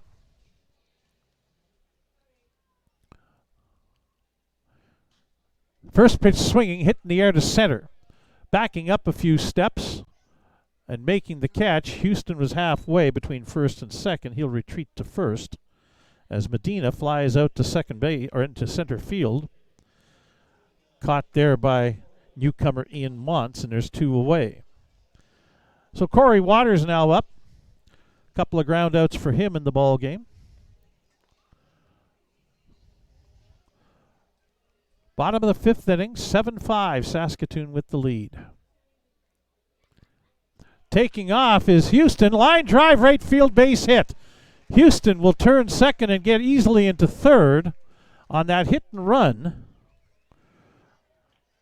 Or as it should probably be called, run and hit, because the guy off first is running first, then the ball gets hit. But in baseball parlance, it's hit and run, and now I think we are going to get the pitching change as Ry Pathakos, the head coach of the Red Sox, is heading out to the pitcher's mound. And yes, indeed, coming in from left field is a new pitcher to face Barrie's catcher, Balin Sorensen. So Kai Langford, who is 3-0 on the season, gets the hook here before he pitches 5 innings. 4 2/3 for him, in fact. And that'll be his shortest outing of the season.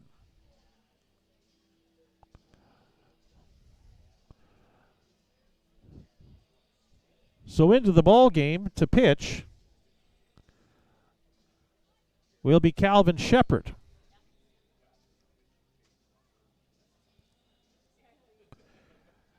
Let's get you more info here on Calvin Shepard, who's making his 5th appearance, all in relief. 1 win, 1 loss, a 3.00 earned run average. He's pitched 12 innings, allowed 7 hits, 4 runs, all earned, 13 strikeouts, and 4 walks. Calvin Shepard last pitched here against the Berries and took the loss in relief when the Berries scored a winning run in the 8th inning to beat the Red Sox 6-5. He pitched 2 innings that night, gave up 2 earned runs on 3 hits, struck out 3 and walked 2. Calvin Shepard from Indianapolis, Indiana, coming off his junior year at Louisiana State at Shreveport. 6'2", 185-pound right-handed hurler. So first and third with 2 away.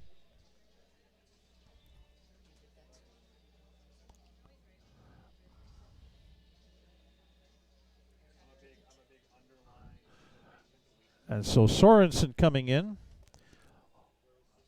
0 for 2 to face Shepard.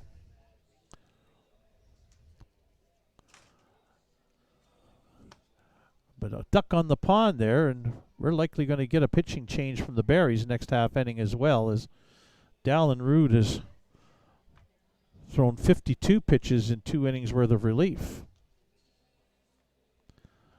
So pretty sure we'll see Noah McCombs coming on for the Berries in the top of the 6th. We'll see how much longer he has to wait as Calvin Shepard comes on to pitch for Regina against the Berries catcher, Balin Sorensen. Nathan Houston on third. Corey Waters is on first. Fouled off over top of the first base bleachers, strike 1. The hit by Waters ends in 0 for 10 for him. He'll be happy to get that out of the way. 1 strike pitch, down low, 1-1. Shepard has got some good velocity on that fastball.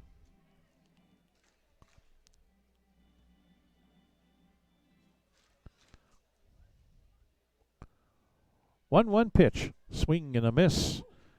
Now throw down to first as the secondary lead by Waters was pretty long, and catcher Kalura tried to pick him off, but Waters able to get back in time. 1-2 the count.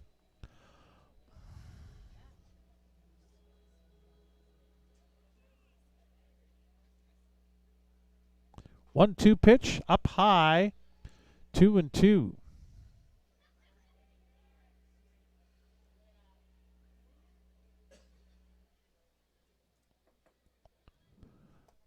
Shepard at the belt, ready to go again. 2-2 with 2 away. Breaking pitch down low, full count. Jalen Freeman, the left fielder, on deck.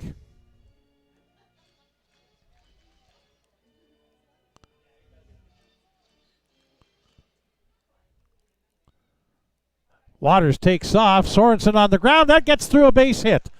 Waters digging for third. He'll get there as Houston scores to make it 8-5. And Balin Sorensen ends in 0 for 12, which you'll feel pretty good about, as he picks up his 16th run batted in. Waters with his 20th RBI, bringing home Rel a short time ago. And so now Jalen Freeman coming to the plate.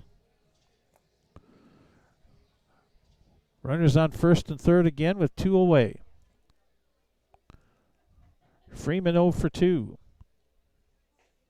First pitch on the outside corner for a strike. 3 runs in for the Berries here in the bottom of the 5th to take an 8-5 lead. Taking off is the runner. Kalura's going to throw for second. And the ball short hopped Matthew Fox, the shortstop, allowing Sorensen to get in safely. So second and third now, but 2 strikes on the batter, Freeman. He basically gets 1 strike to try and do something about the 2 runners in scoring position. Calvin Shepard looking to stop the bleeding. Hit back up the middle and through, base hit. In to score is Waters. Here comes Sorensen. He'll score. 10-5 now for the Berries as they explode here in the bottom of the 5th inning with 5 runs. Couple of RBI for Jalen Freeman, 12 ribbies on the season for him. 9th man to the plate in this half inning. It'll be the center fielder Carter Beck, who's 1 for 3 tonight.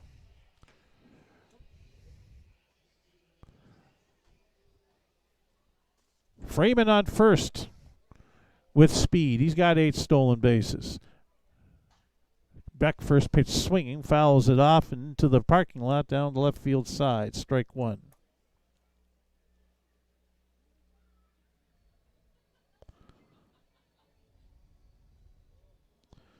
Six hits for the Berries in this inning.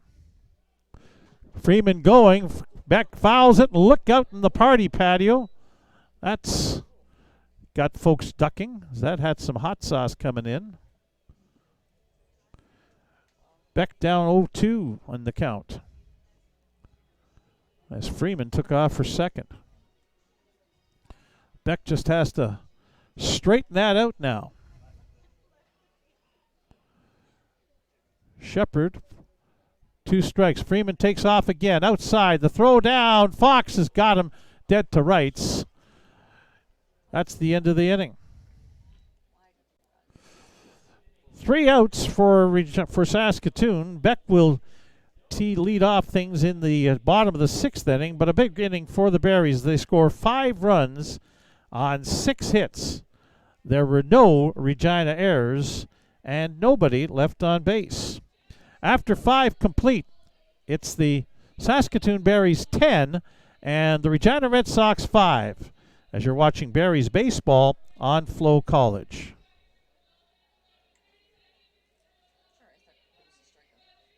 Nope.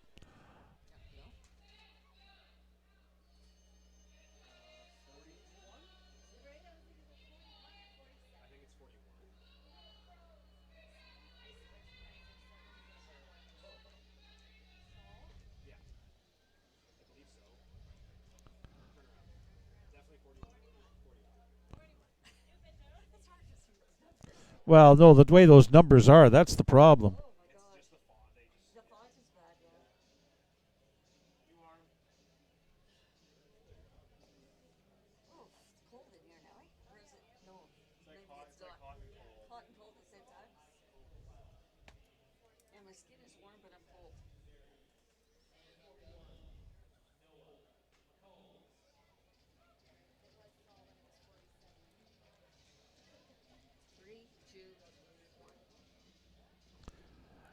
New pitcher into the ball game for the Saskatoon Berries, Noah McCombs, will take over. Dallin Rude with a couple of innings of relief is actually in line now for the win, thanks to that 5-run inning the Berries put up.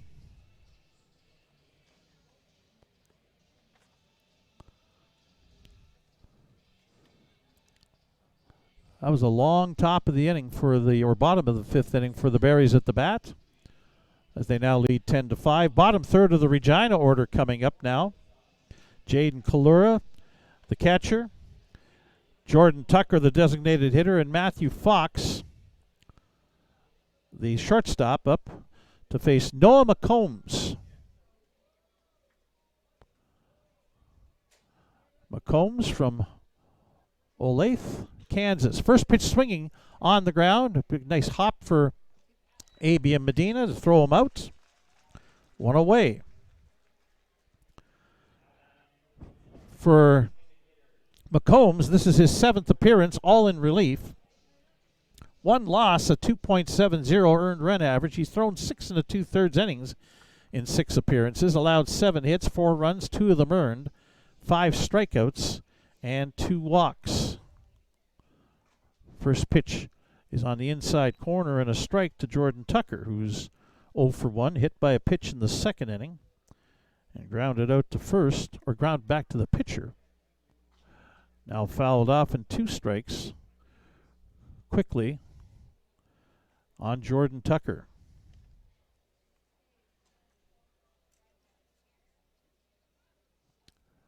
McCombs, a 2-strike pitch, hit on the ground by Tucker towards first.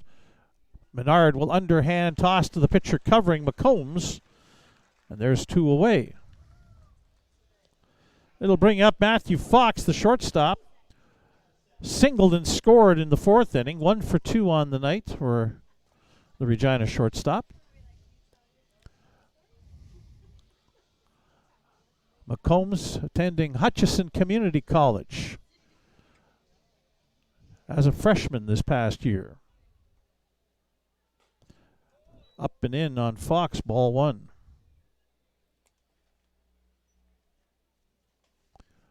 (10-5) Berries with the lead, top of the 6th inning.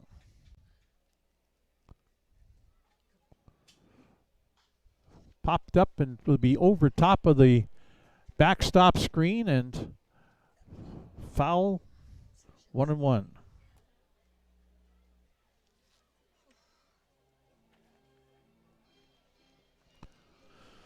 McCombs ready to deliver again. 1-1 pitch fouled off, back to the screen.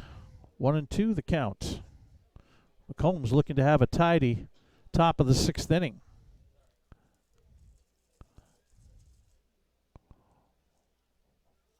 McCombs 1-2 pitch to Fox is fouled up again. He'll stay alive.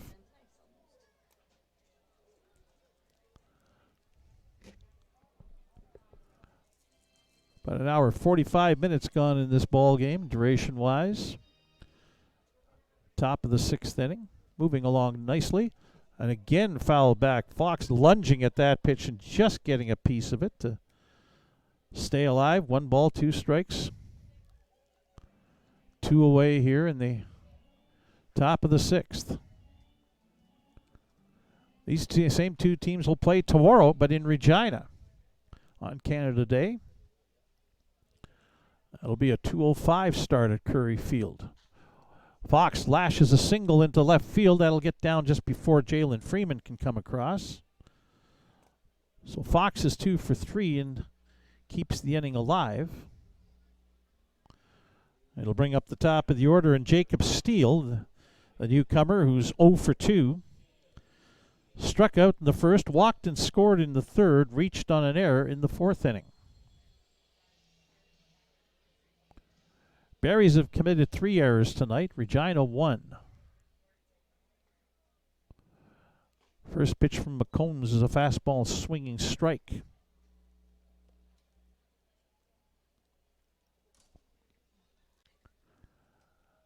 Matthew Fox with decent speed on the base paths. Stole the bases last time on, as looking at a pitch down low is steal for a ball. 1-1 the count.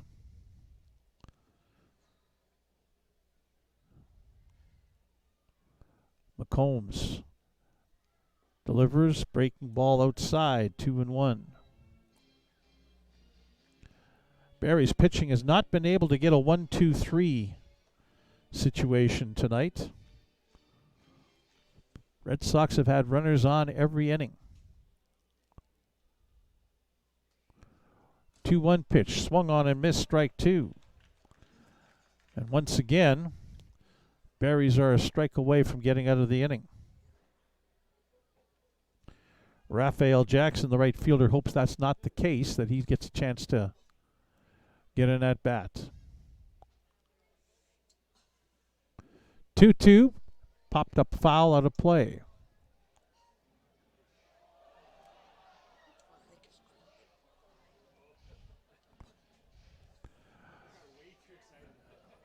There's a chance to make a catch in the first base bleachers and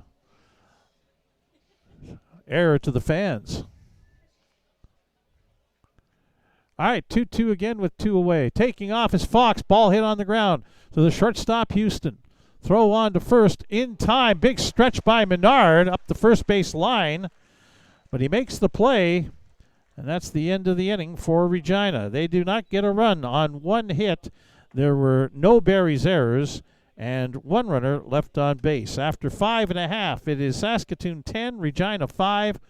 You're watching Barry's baseball on FloCollege. Get up and move around.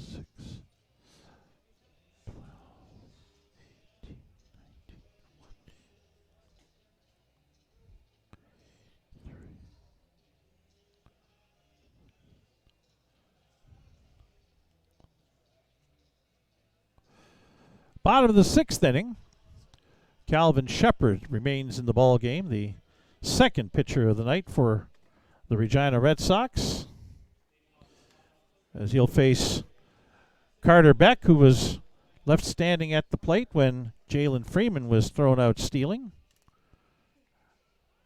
back in the bottom of the fifth inning.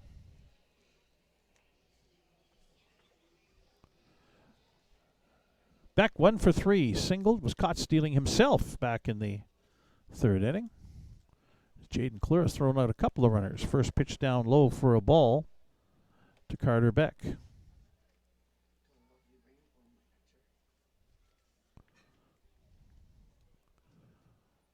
Calvin Shepard delivers down low, ball two.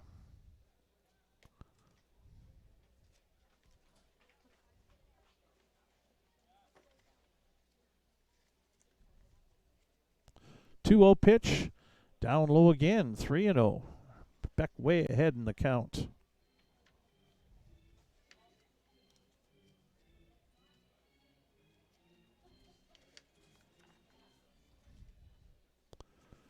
And down low again, ball four. It's a four-pitch walk taken by Carter Beck, and the Berries have the leadoff man on here in the bottom of the sixth inning. It'll bring up Ethan Menard, who's had a perfect night. In fact, he's a triple short of hitting for the cycle as it stands right now. Singled, scored in the first inning, solo home run to lead off the third, doubled and scored to lead off the fifth inning. And the first pitch from Shepard is in for a strike.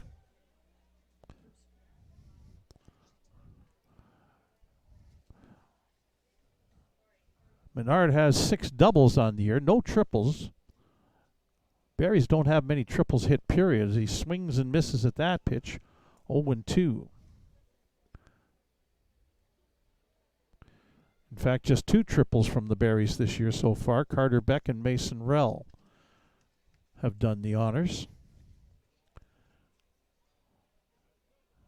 2-strike pitch is just tipped foul back to the screen to stay alive. Beck at first. You know that if Ethan Menard gets the ball hit into the alley, either left center or right center or down the lines, he is going for 3. He knows what the situation is for him tonight. And good for him for being selfish if he does it, but that one's down low, ball 1. A lot of times folks would say, don't do that. This is a team sport. You don't be selfish. Hey, chance to get hit for the cycle doesn't happen every day, not even close. You got a chance, you do it. This one hit up the middle, though. Fielded by Fox, touches the bag at second on to first. That's a double play. Quickly 2 outs for the Berries here in the bottom of the 6th.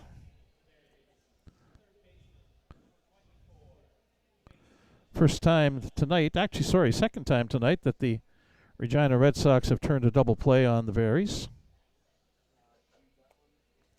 They'll bring up Mason Rell, who's 2 for 3. Doubled. He scored 3 runs tonight and has an RBI. Fouls the first pitch back to the screen, strike 1.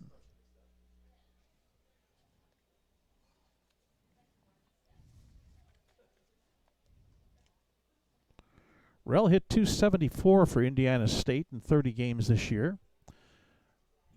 In his rookie season, or freshman season as they say, down south. Fouled off, 2 strikes on Rell.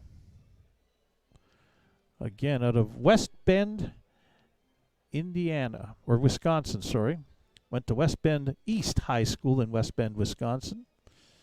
Indiana State University, of course, is in Terre Haute, Indiana. Couple of states over. 2 strikes down low from Calvin Shepard, ball 1, 1-2. Bottom of the 6th inning, 10-5, Berries with the lead. Ethan Murdoch on deck for Saskatoon. Breaking pitch and sent foul by Rell, and that bounces off the screen into the field of play, and they'll have to take a moment to flag that down.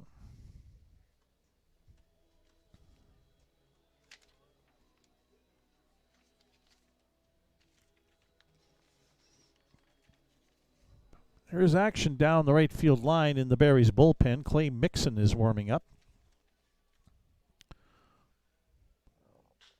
Hit on the ground towards the second baseman, fielded nicely by Steele on to first. And that ends up being 3 up, 3 down, although there was a walk in there, but erased by a double play. No runs for the Berries in the bottom of the 6th inning, no hits, no Red Sox errors, nobody left on base. Through 6 complete. Here at Next Gen Patch at Cairns Field, it's the Saskatoon Berries 10 and the Regina Red Sox 5 as you're watching Berries baseball on FloCollege.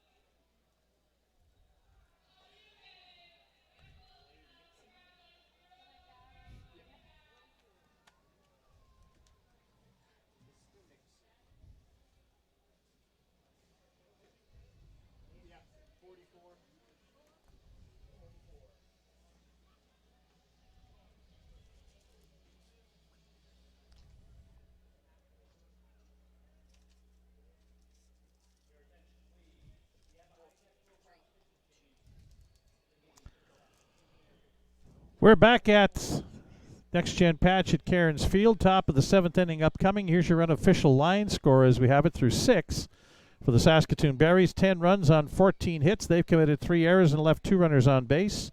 For the Regina Red Sox, 5 runs on 4 hits. They've committed 1 error. They've left 5 runners on base. New pitcher into the ball game for the Berries. Be the 4th chucker of the night, and it'll be Clay Mixon coming into the ball game. Clay Mixon will make his 7th appearance of the season, all out of the bullpen.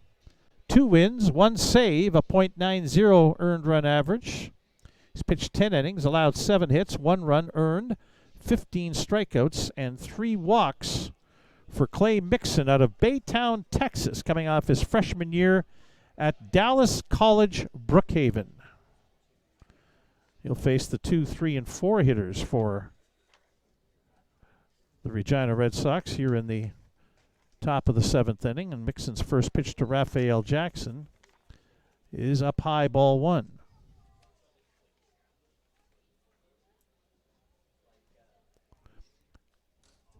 Sidearm motion from Mixon, outside off the glove of catcher Balin Sorensen. 2-0 the count. Brookhaven College is in Farmers Branch, Texas. 2-0 pitch in for a strike. 2-1 the count.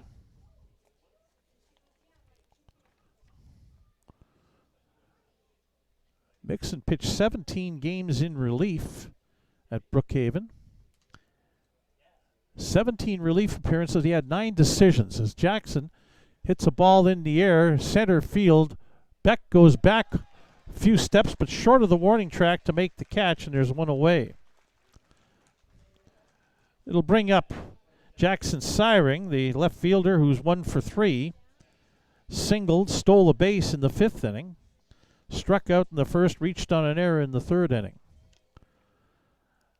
Mixon was 8 wins and 1 loss in relief in 17 appearances at Brookhaven College. Actually, he did have 7 starts. Not 17 relief appearances. There's a pitch up high, ball 1. 8-1 though.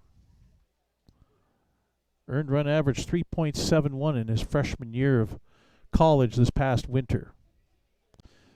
Throws an inside breaking pitch that almost hits Syring.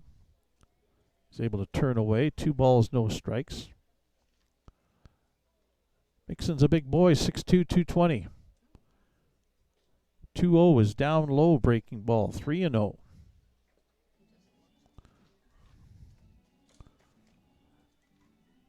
Berries with a 10-5 lead. It's called strike on Jackson Syring. Jalen Seward, the first baseman, on deck.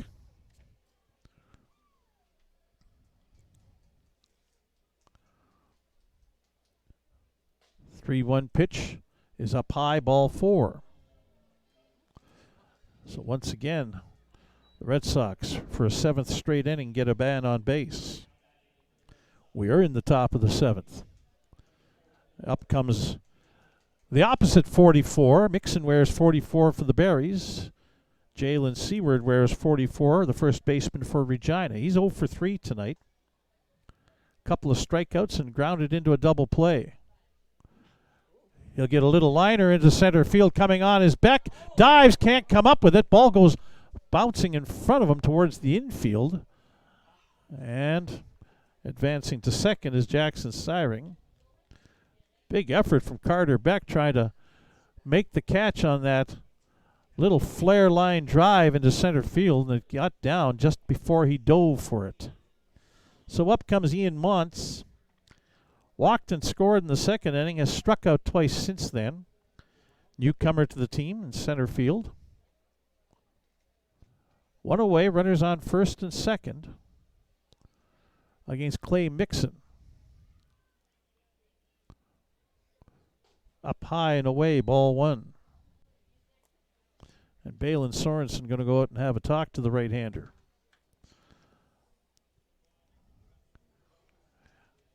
Throw strikes. You got defense behind you. You got a 5-run lead, etc., etc.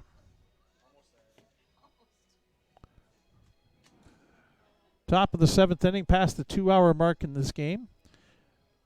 Say the skies are now partly cloudy. That must be out by the airport, because here they're pretty much blue sky, period. 21 degrees Celsius, west-northwest wind at 10 kilometers an hour. It's gone down significantly since the start of the game. Swing and a miss by Montz, 1-1.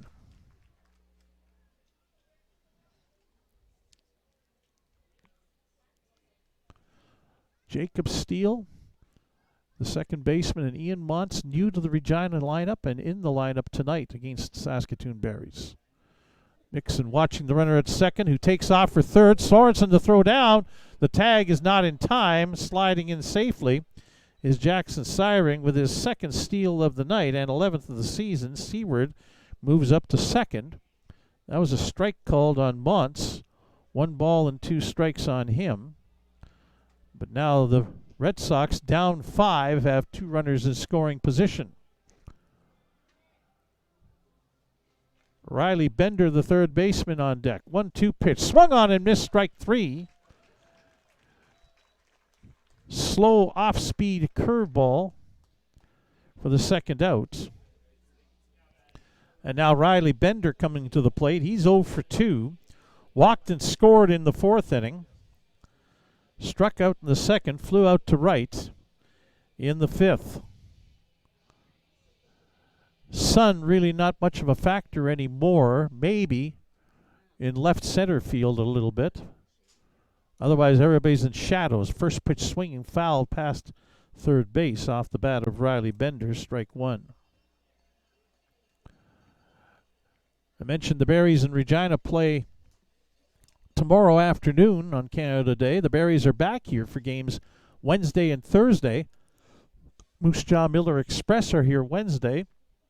Weyburn Beavers on Thursday. There's that sidearm breaking ball, and it's in there for a strike at the knees. 0-2. So Mixon 1 pitch away from getting out of this 7th inning.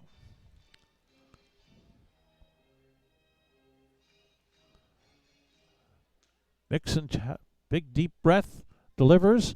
This one's hit in the air to left. Well tagged as well. Back is Freeman at the fence. He off the wall. Couldn't come up with it. 2 runs in to score. And Bender into second base with a 2-run double. As Syring and Seward both score to make it 10-7. Bender got that one up in the air and off the fence in left center field.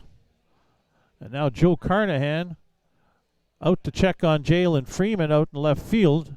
He seems to be all right.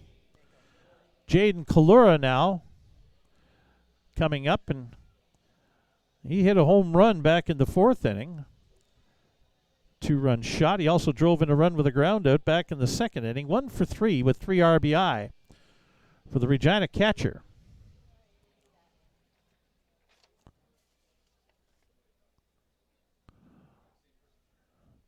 Mixon's first pitch, off-speed delivery way outside, ball 1.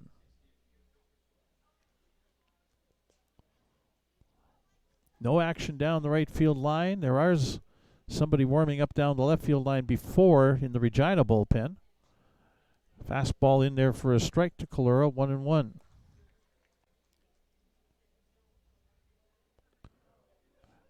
Nobody actually throwing right now in the Regina pen, but there are people up and milling about. 1-1 pitch. Kalura hits this one in the air to center. That one's going to fall in for a base hit. Turning third and heading for home. Beck with the throw home and safe. Sorensen had to leap into the air to catch the ball, and by the time he came down, Bender was underneath with the slide to score. Kalura with his 4th RBI, making it 10-8. And now the tying run comes to the plate in the form of Jordan Tucker, as the Red Sox have scored 3 times here in the top of the 7th inning to close the gap in this one. And now Joe Carnahan out to have a talk with Clay Mixon and catcher Balin Sorensen and the entire infield.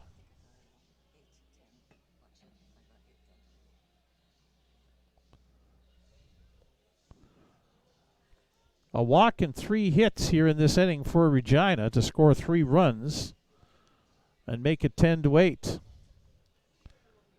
Jordan Tucker, the DH, is up.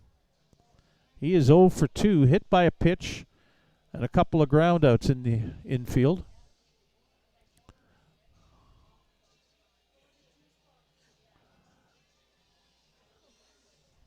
And down the right field line, Tanner Hosick is starting to warm up.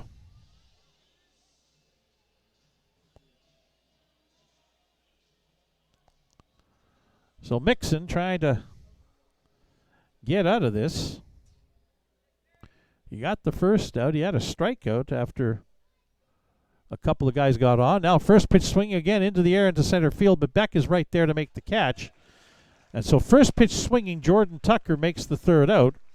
But Regina in the top of the 7th inning, making this one interesting again with 3 runs on 3 hits. There were no Barry's errors and 1 runner left on base. And after 6.5, as we head to the 7th inning stretch, it's the Saskatoon Barries 10, the Regina Red Sox 8, as you're watching Barries baseball on FloCollege.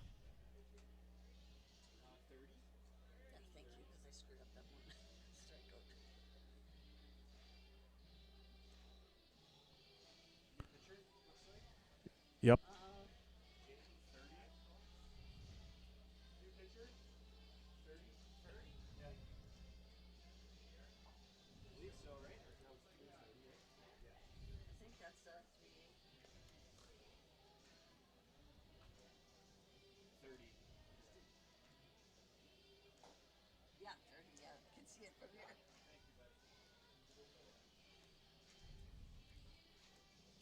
Your eyes are good.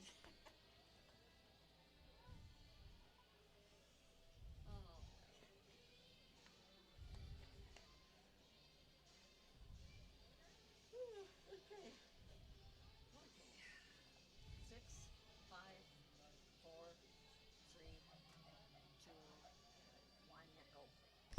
James Adcox, the third pitcher of the night for the Regina Red Sox, coming on to face the middle third of the Saskatoon Barries order here in the bottom of the 7th inning. 10-8 the Barries with the lead, as this one is in the hands of the bullpen. Adcox making his third appearance in relief. Has a loss to his credit, an inflated ERA of 20.25 because he's only pitched an inning and a third in the 2 appearances. Allowed 5 hits, 3 runs, all earned. No strikeouts and 3 walks for James Adcox from Dallas, Texas, coming off his junior year at Louisiana State Shreveport. 6'1", 195-pound right-hander.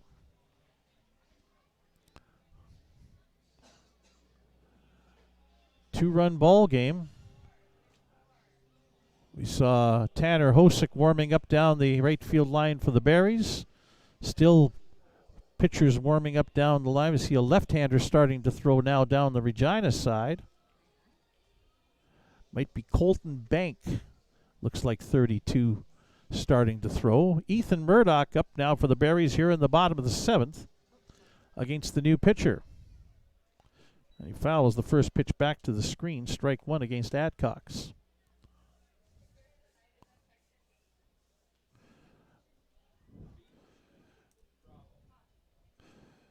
Official attendance tonight, 2,058.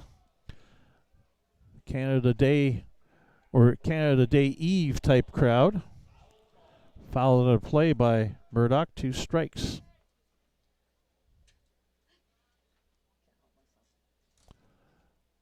This one on the ground towards second. Big hop. Over the field it is Jacob Steele, and he'll get the ball over to first in time for out number 1. It'll bring up Nathan Houston, who's 2 for 3. Doubled and drove in 2 runs in the first inning. Singled and drove in a run. No, he just singled. Scored a run, though. He scored twice already in the game.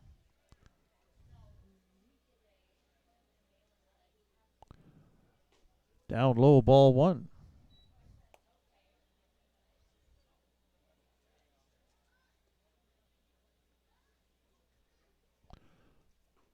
That one's in there for a strike. 1 ball, 1 strike now on Nathan Houston. Houston looks back at Trevor Drury, says, whereabouts was that? Shakes his head. Now he'll flare one into right field, a base hit. 3 for 4 for Nathan Houston in this game.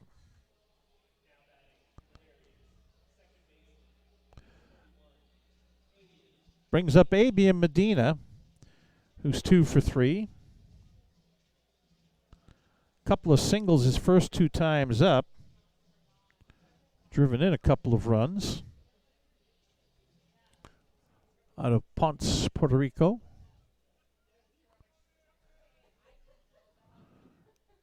Came into the game hitting .388.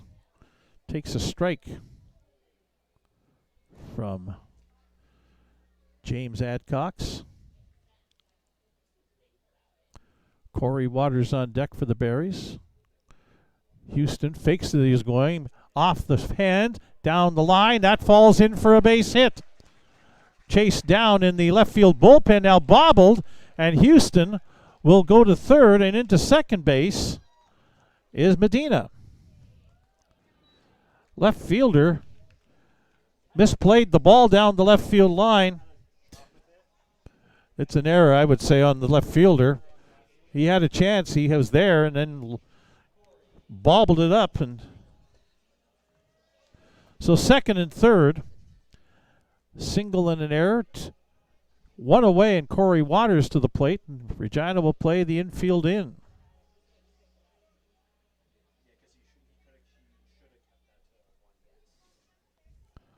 Waters singled and scored his last time up. Drove in a run as well. His 20th RBI of the season. First pitch down low and blocked by Jaden Kalura, ball 1. Berries looking to respond here in the bottom of the 7th and up the lead again.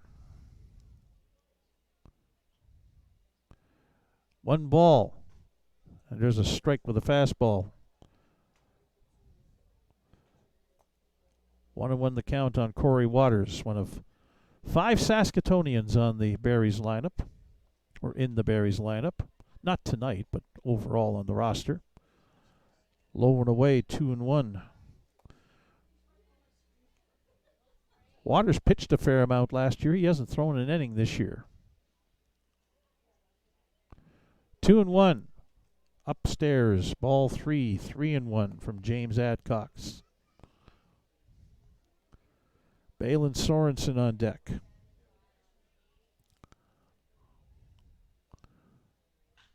Hit in the air to right. Well hit. Raphael Jackson going back, and that's going to short hop the fence. 1 run in to score. Ball's thrown into the infield. Into second is Waters with an RBI double. Medina had to hold his ground until he saw that the ball was over the head for sure of Raphael Jackson. So an RBI to make it 11-8 now for the Berries. And that's a second RBI tonight for Corey Waters. Runners again on second and third.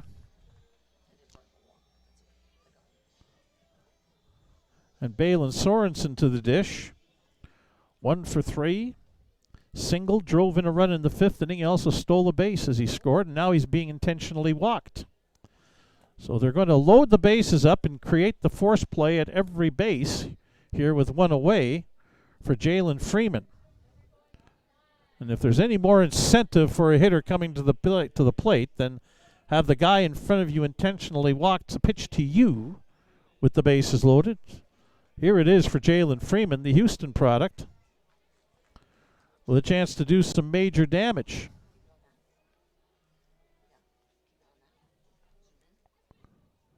Swing and a miss, strike 1 on a pitch up in the eyes.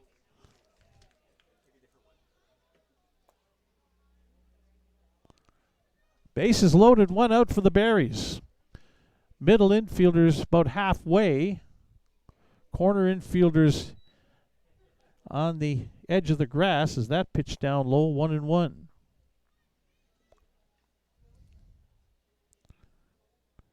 Freeman singled and drove in a run his last time up. On the outside corner, 1-2 from Adcox. Top of the order, Carter Beck on deck.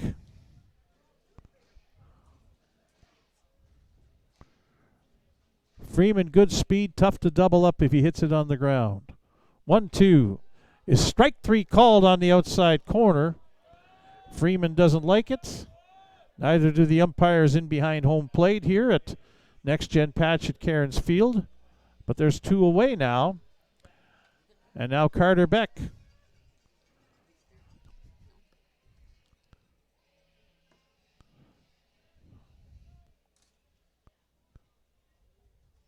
And now stepping off is the pitcher, as here comes Rai Pathakos out. And we may get a pitching change here as it's the left-handed hitting Beck. And they've got a left-hander warming up down the left field line in Colton Bank. And yes, indeed, we are going to get the pitching change here. So Rai Pathakos going percentages, lefty pitcher against lefty hitter here in the bottom of the 7th inning.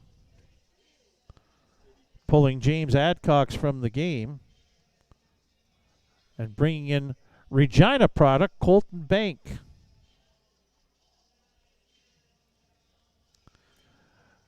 Bank coming off his freshman year at Valley City University. 5'10", 170-pound left-hander, making his 5th appearance of the season. Has a save to his credit, a 3.00 earned run average. 6 innings pitched in 4 appearances. He's allowed 5 hits, 2 runs, both earned, struck out 7, and walked 3. So a big situation here for Colton Bank, big situation for Carter Beck.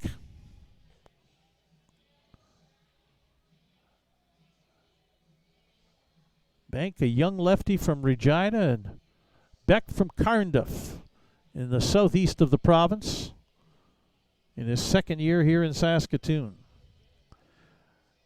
He is 1 for 3 tonight with a walk and a run. No, sorry, that's Jacob Steele. He's still 1 for 3 with a walk, but hasn't scored a run. We're looking at the wrong side. Berries have a run scored here on 3 hits, and the base is loaded with 2 away here in the bottom of the 7th inning with an 11-8 lead. A hit, probably, means a lot of good happening for the Berries. Jaden Kalura, the catcher, out to have a couple of words with the pitcher Bank from long range. Everybody set back into their positions, and we're ready to go. Colton Bank will throw from out of the stretch.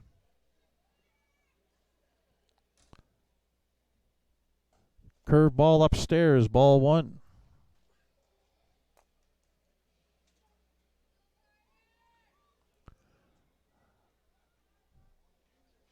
Avian Medina's at 3rd base. Corey Waters at 2nd. Balin Sorensen, the runner, at 1st. Beck tries to hold up on the curve ball and can't. It's a strike. 1 ball, 1 strike.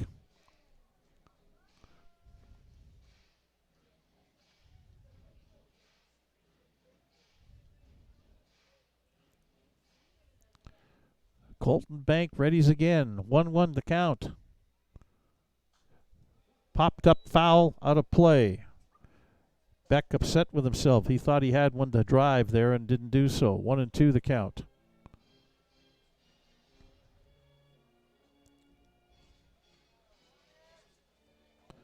Ethan Menard is on deck should Beck get on safely.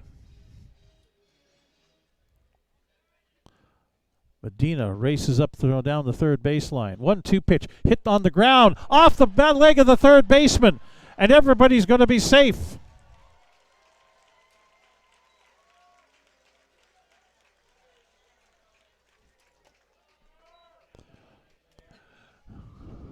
So everybody's safe.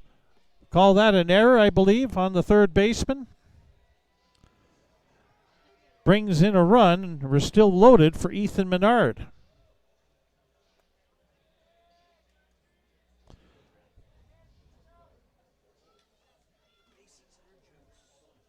That's the second error in the inning by the Red Sox defensively. Now Bank to pitch to Menard, up and away, ball one.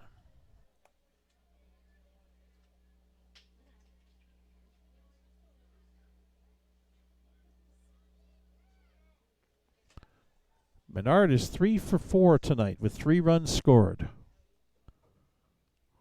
1-0 pitch is in there for a strike, 1-1.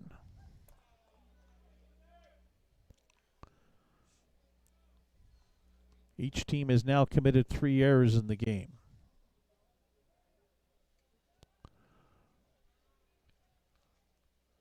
Colton Banks, 1-1 pitch to Ethan Menard. Swung on and missed. He was going for the downs there, 1-2.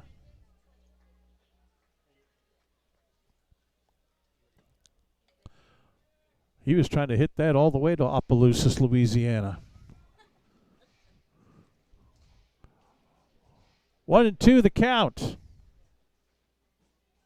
Swung on, hit in the air, straight away center field. Back, looking up, and caught at the wall. Center fielder Ian Montz on the track makes the catch to end the inning as Menard gave that one a ride. Unfortunately for him and the Berries, it was all the way to straightaway center field. But the Berries do get 2 runs on 3 hits. There were 2 Regina errors and 3 runners left on base as we played 7 complete. It is the Saskatoon Berries 12, the Regina Red Sox 8. You're watching Berries baseball on FloCollege.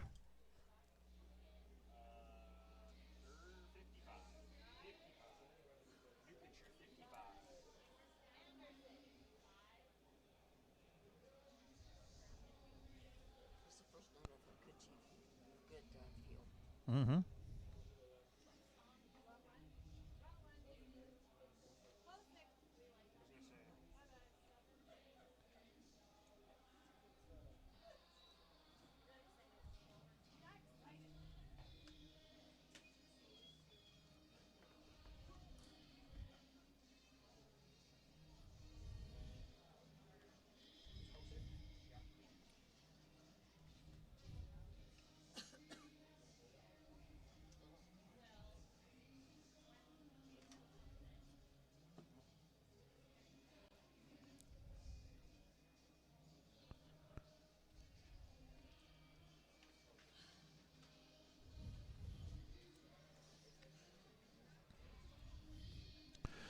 So new pitcher into the ball game for the Saskatoon Berries. Tanner Hosick is coming on in a high leverage situation with the Berries up 4 again.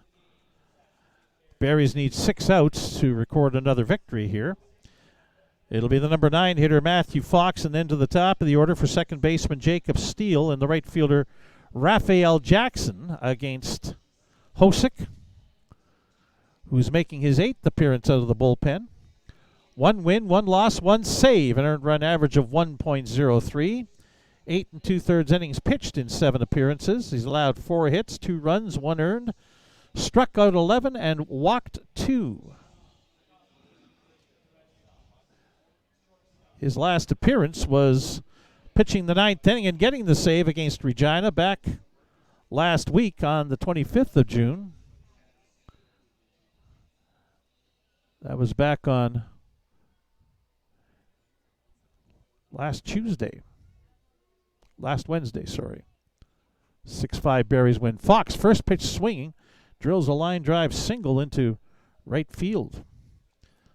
So the Red Sox get a man on to start the inning. Their 8th hit of the night.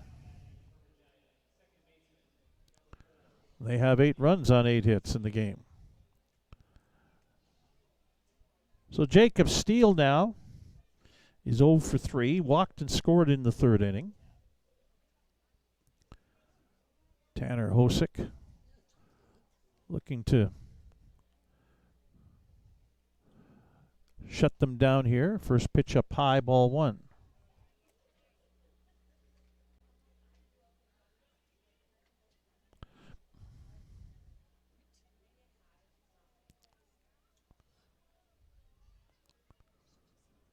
Hosick ready to deliver.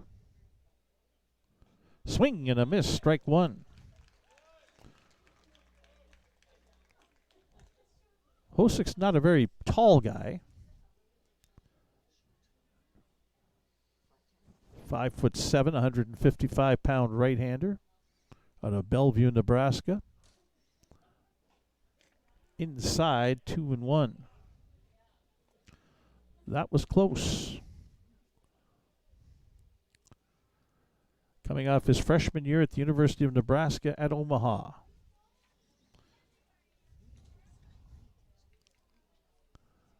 Two-one pitch upcoming with Fox on first.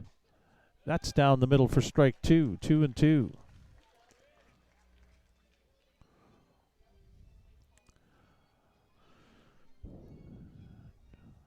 So who's going to be the ninth inning guy for Joe Carnahan tonight? He's in that spot where he's using one-inning guys for most of the game now. As there's a swing and a miss, strike three. Hosick gets the first out by strikeout. And it'll bring up Raphael Jackson, who is 0 for 3. Walked, stole a base, was left on third in the first. Has struck out, grounded out, and flown out.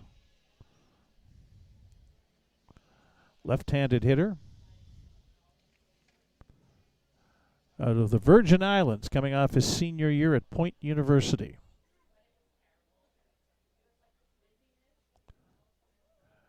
Down low, ball one, inside as well.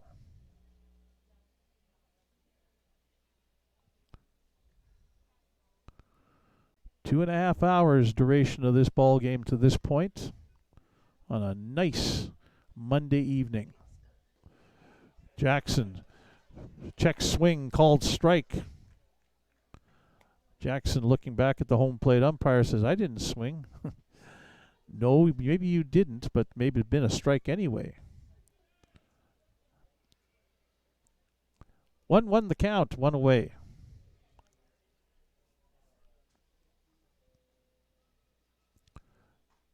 On the inside corner, strike two.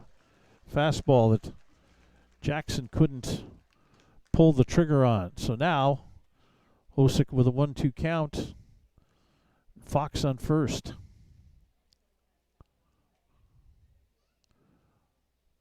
You bounce one in, hope you get him to chase. Puts a fastball in there and it's lined down the left field side and twisting foul. Just cleared over the park fence into the parking lot area. 1-2 the count. Again, a great crowd on a Monday evening, the day before Canada Day. Pretty much everybody in attendance. Likely doesn't have to work tomorrow. 2,058 the attendance here tonight. 1-2 pitch, that's fouled back onto the screen. Raphael Jackson stays alive. Jackson Siring, the left fielder, is on deck for Regina. 12-8, Berries with the lead, top of the 8th inning. Need 5 more outs to record another win.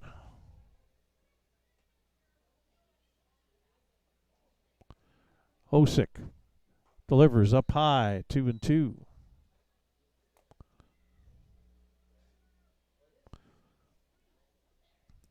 Again, these same two teams go at it tomorrow afternoon, Canada Day, at Curry Field in Regina.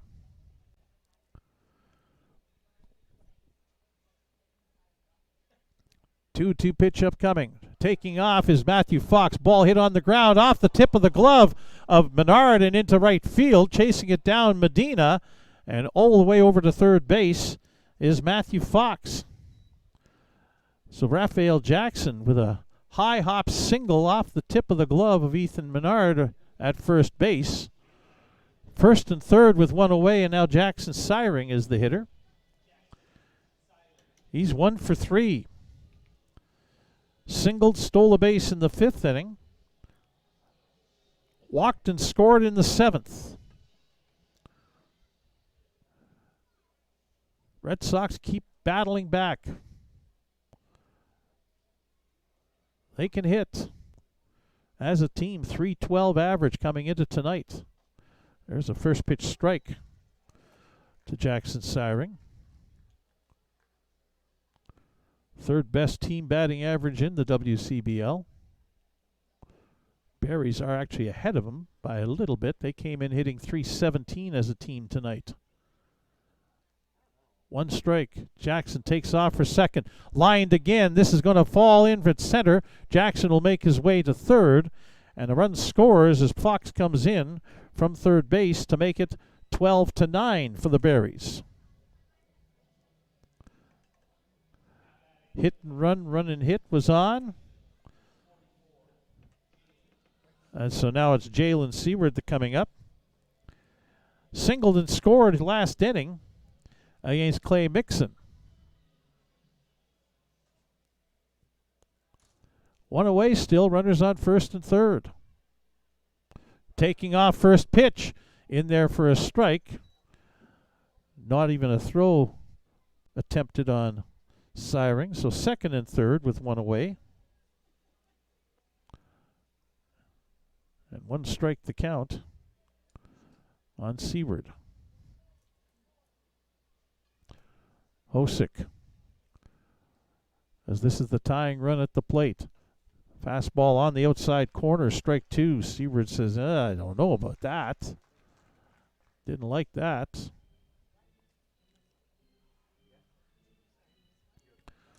Hosick way ahead in the count. Berries playing back on the infield, especially in the middle infield. They're prepared to give up a run. They've got a 3-run lead. They'll trade it out for a run. 2-strike pitch, down low, blocked by Balin Sorensen, 1-2 the count. Hmm?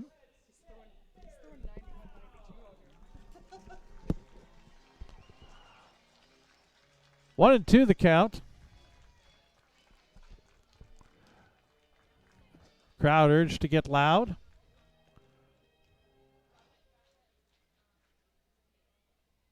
Hosick, 1-2 pitch. Fastball hit in the air towards right center field. Murdoch coming over will make the catch.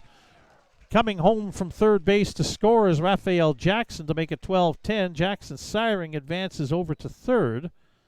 And there's 2 away on the sacrifice fly for Jalen Seward.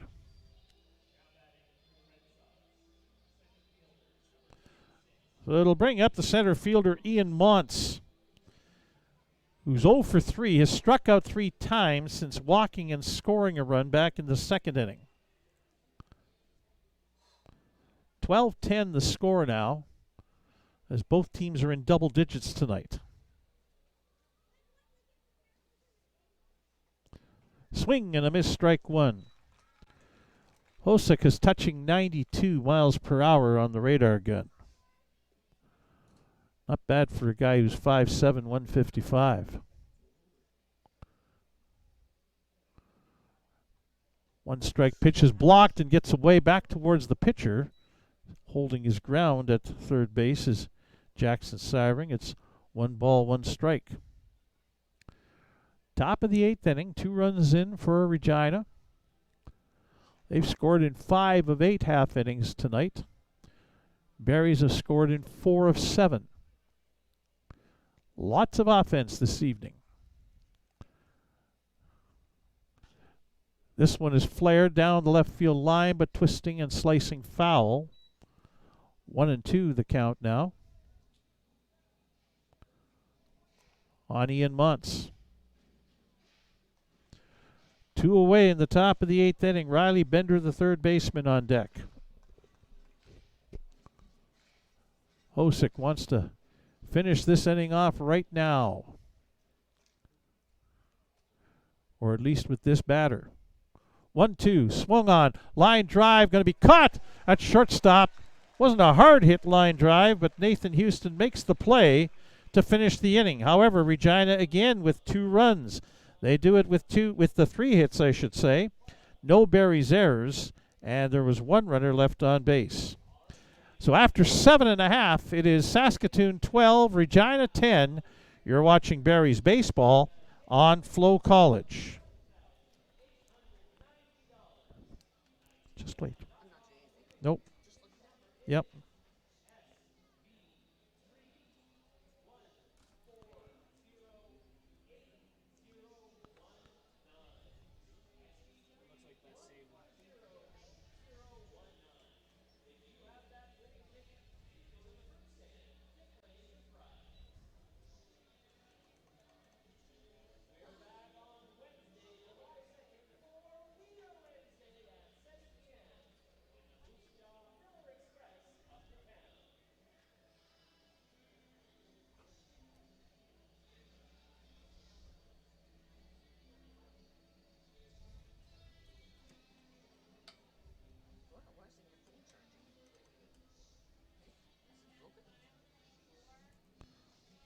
There's nothing wrong with my charger. There's something wrong.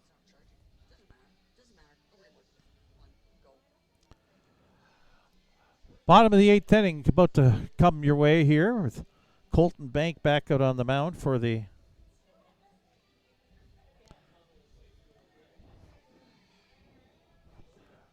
Regina Red Sox. He'll face the meat of the order for the Saskatoon Berries, Mason Rell, the third baseman, right fielder Ethan Murdoch, and the shortstop Nathan Houston coming up.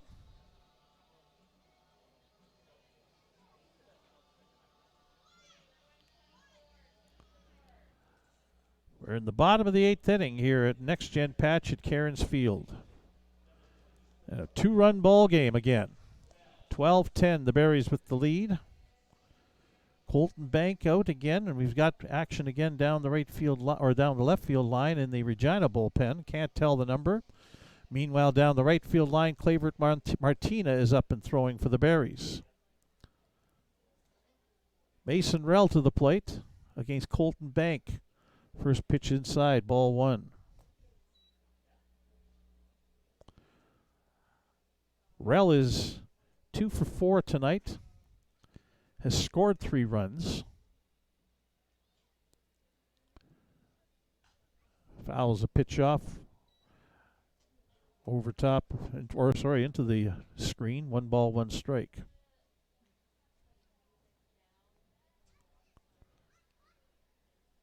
Colton Bank came on and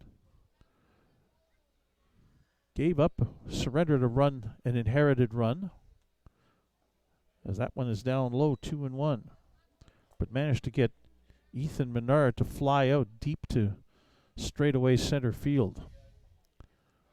Any other place in the diamond, it's probably out of here and it's a grand slam and this game's over, but stayed in the park and it's close again as that pitch is up high. 3-1 the count. To the leadoff man, Mason Rell.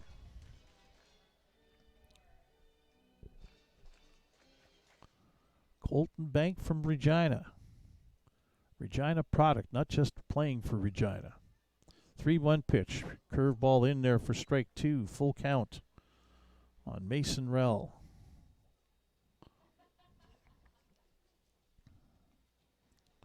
Rell had a couple of home runs with Indiana State. He has one as a Berry. 3-2 pitch is called strike 3 as that one dipped down in the bottom of the strike zone, caught the knees, according to home plate umpire Trevor Drury. So there's one away here in the bottom of the 8th inning. Ethan Murdoch coming to the plate, the Berries' right fielder. 1 for 4 tonight. Singled in the 3rd inning. Swift Current product. Looking to get on. Fouls the first pitch back onto the screen. Strike 1.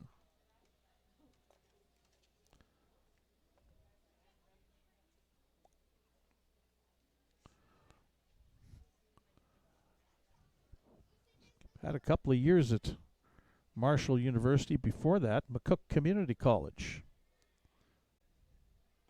in Nebraska. There's a called strike, 0-2.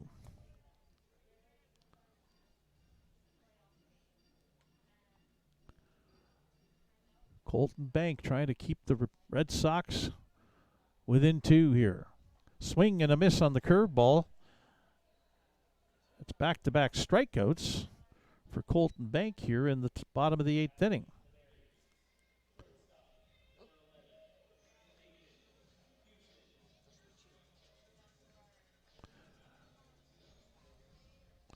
So now Nathan Houston coming up. He's 3 for 4 tonight with 3 runs scored. Double, single, single. Has a run batted in. First pitch is outside, ball 1.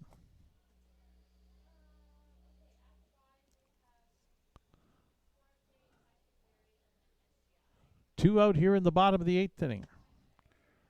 Regina will have their 6, 7, and 8 hitters coming up in the top of the 9th. Inside to Houston, 2-0.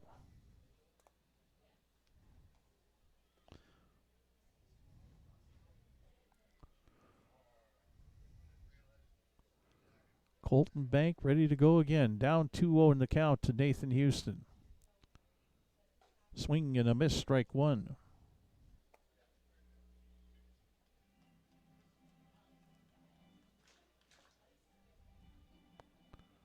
Houston goes for a little stroll. Back into the right-hand batter's box. Abiam Medina, the second baseman, on deck for the Berries, hoping to get an at-bat here in the bottom of the eighth. 2-1 pitch. Popped up down the right field line. That's in foul territory coming across, but nobody can get to it. Raphael Jackson, the right fielder, and the first baseman, Jalen Siebert, couldn't get to it. Count is now 2-2 on Nathan Houston.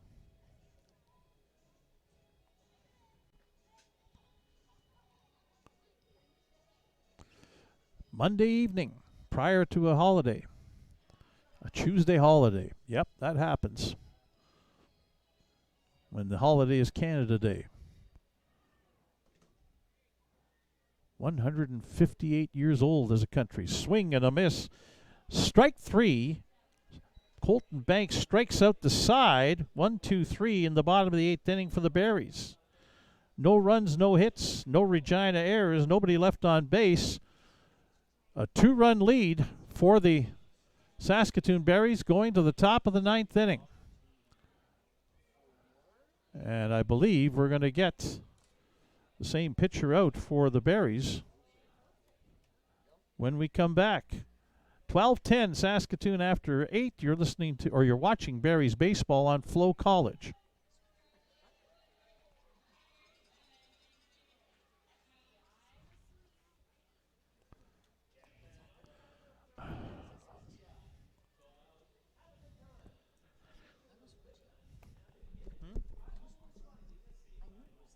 Okay. Don't worry about this thing, okay, please? I don't need it to be immediate, okay?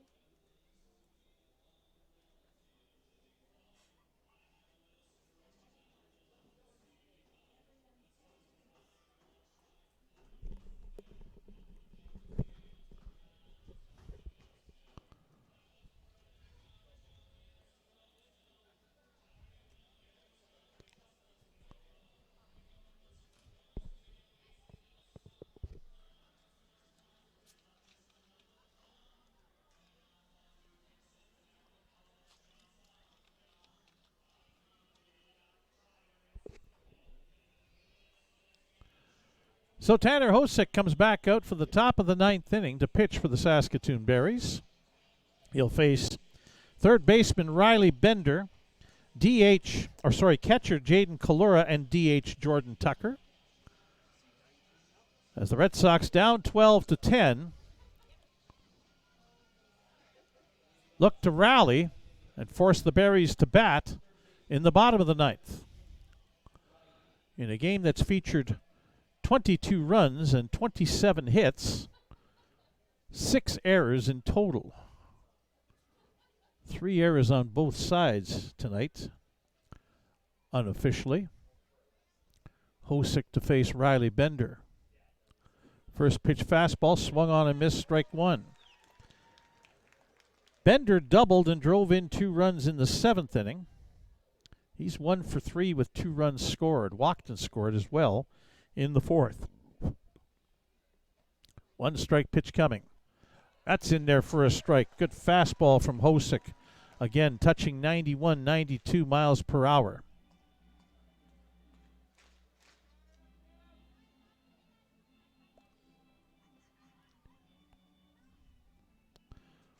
Hosick ready to deliver again. 2-strike pitch. Fastball hit on the ground. That's through into center field for a base hit. So the Red Sox get the leadoff man on. They bring the tying run to the plate in Jaden Kalura, who has hit one out tonight. He has a home run, a single, and an RBI groundout. He's driven in 4 runs tonight. Clavert Martina is warming up down the right field line for the Berries. We'll see what Joe Carnahan has in mind here. Hosick delivers, swung on and missed by Kalura. That's fastball against a big swing, strike one.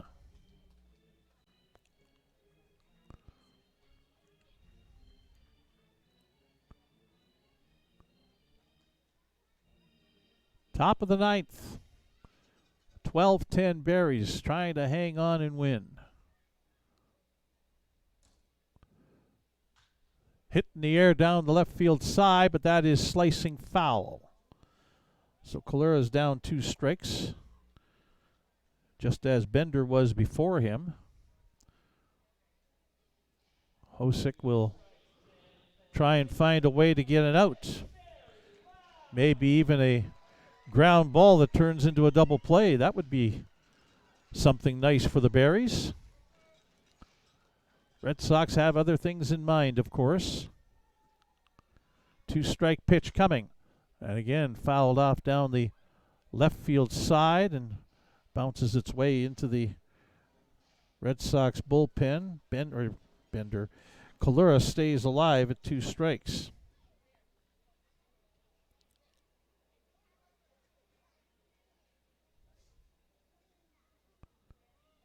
Runner on first, nobody out here in the top of the ninth. Hosick's 2-pitch strike. And it's outside, ball 1.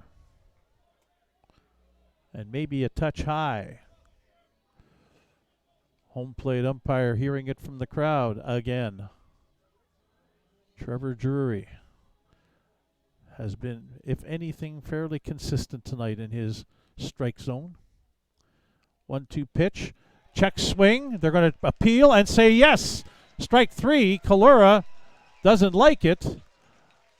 But the umpire between just off of second base, between first and second, Scott Mostaway rings him up.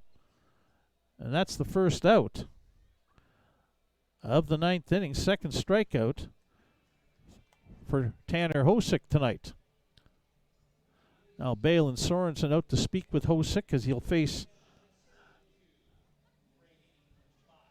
We'll get a pinch hitter here in Brady By for the designated hitter, Jordan Tucker.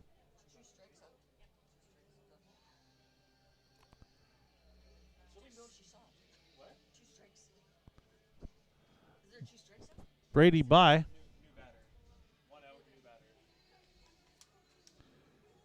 Brady By, who's from Regina, listed as a catcher, but up here in the pinch hitting role for the DH, coming off his junior year at Point University. Brady By is hitting .313 on the season. 20 hits and 64 at-bats, a couple of home runs and 11 RBI. Left-handed hitter against the right-handed pitching Hosick. First pitch swinging on the ground. 2-hopper. Medina throws to second for 1. Back to first. Not in time. Menard couldn't block it. But luckily they'll have Sorensen back up. And By is on a fielder's choice. 2 away. That ball wasn't hit hard enough to turn 2. But they tried. Now 2 away, with a runner on first in Brady By, and it'll bring up the shortstop, Matthew Fox, who bounced back to the pitcher his first time up, but now has 3 straight singles, 3 for 4, a couple of runs scored, and a couple of stolen bases to boot. Swing and a miss on the first pitch, strike 1. Hosick dealing the gas, trying to finish things off.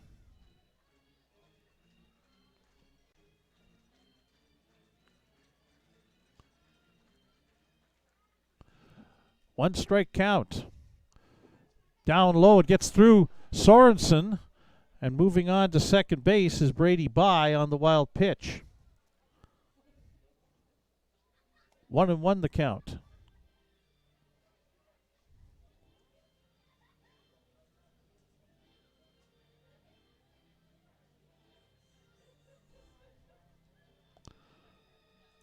Back into the batter's box, Matthew Fox. He represents the tying run. 2 away in the top of the 9th inning. 1-1 count on Matthew Fox, the number 9 hitter, the shortstop. Tanner Hosick delivers. Swing and a miss. Cut fastball looked like, or slider. 1-2 Last strike. Last shot at it for the Regina Red Sox here in the top of the 9th inning.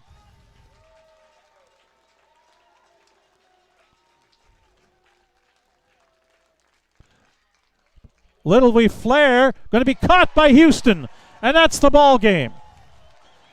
Nathan Houston makes the catch on a little looper in the infield. He had to come on and catch before it hit the ground to retire the side and finish off the ball game. As the Saskatoon Berries outslugged the Regina Red Sox tonight by a final score of 12-10. For Regina in the top of the 9th, no runs, 1 hit, there were no Berries errors, and 1 runner left on base.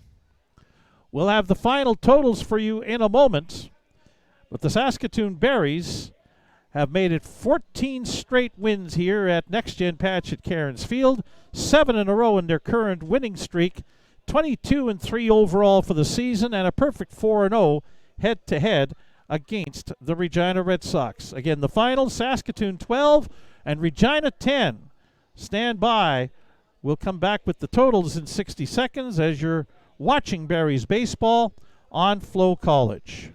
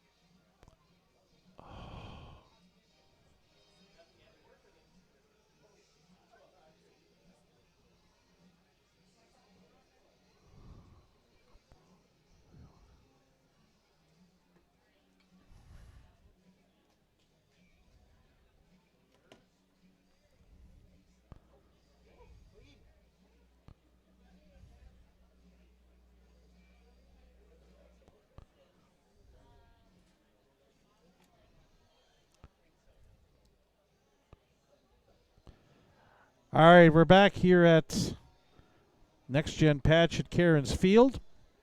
The Berries win 12-10 over the Regina Red Sox. Just getting the totals tallied up here for the Saskatoon Berries tonight. They had 12 runs on 17 hits. They committed 3 errors.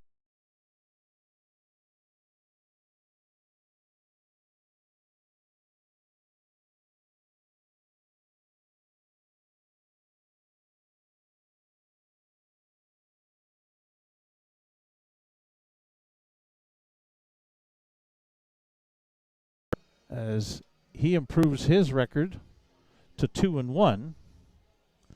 The losing pitcher for Regina is Kai Langford, who drops to 3-1. He was the Regina starter tonight.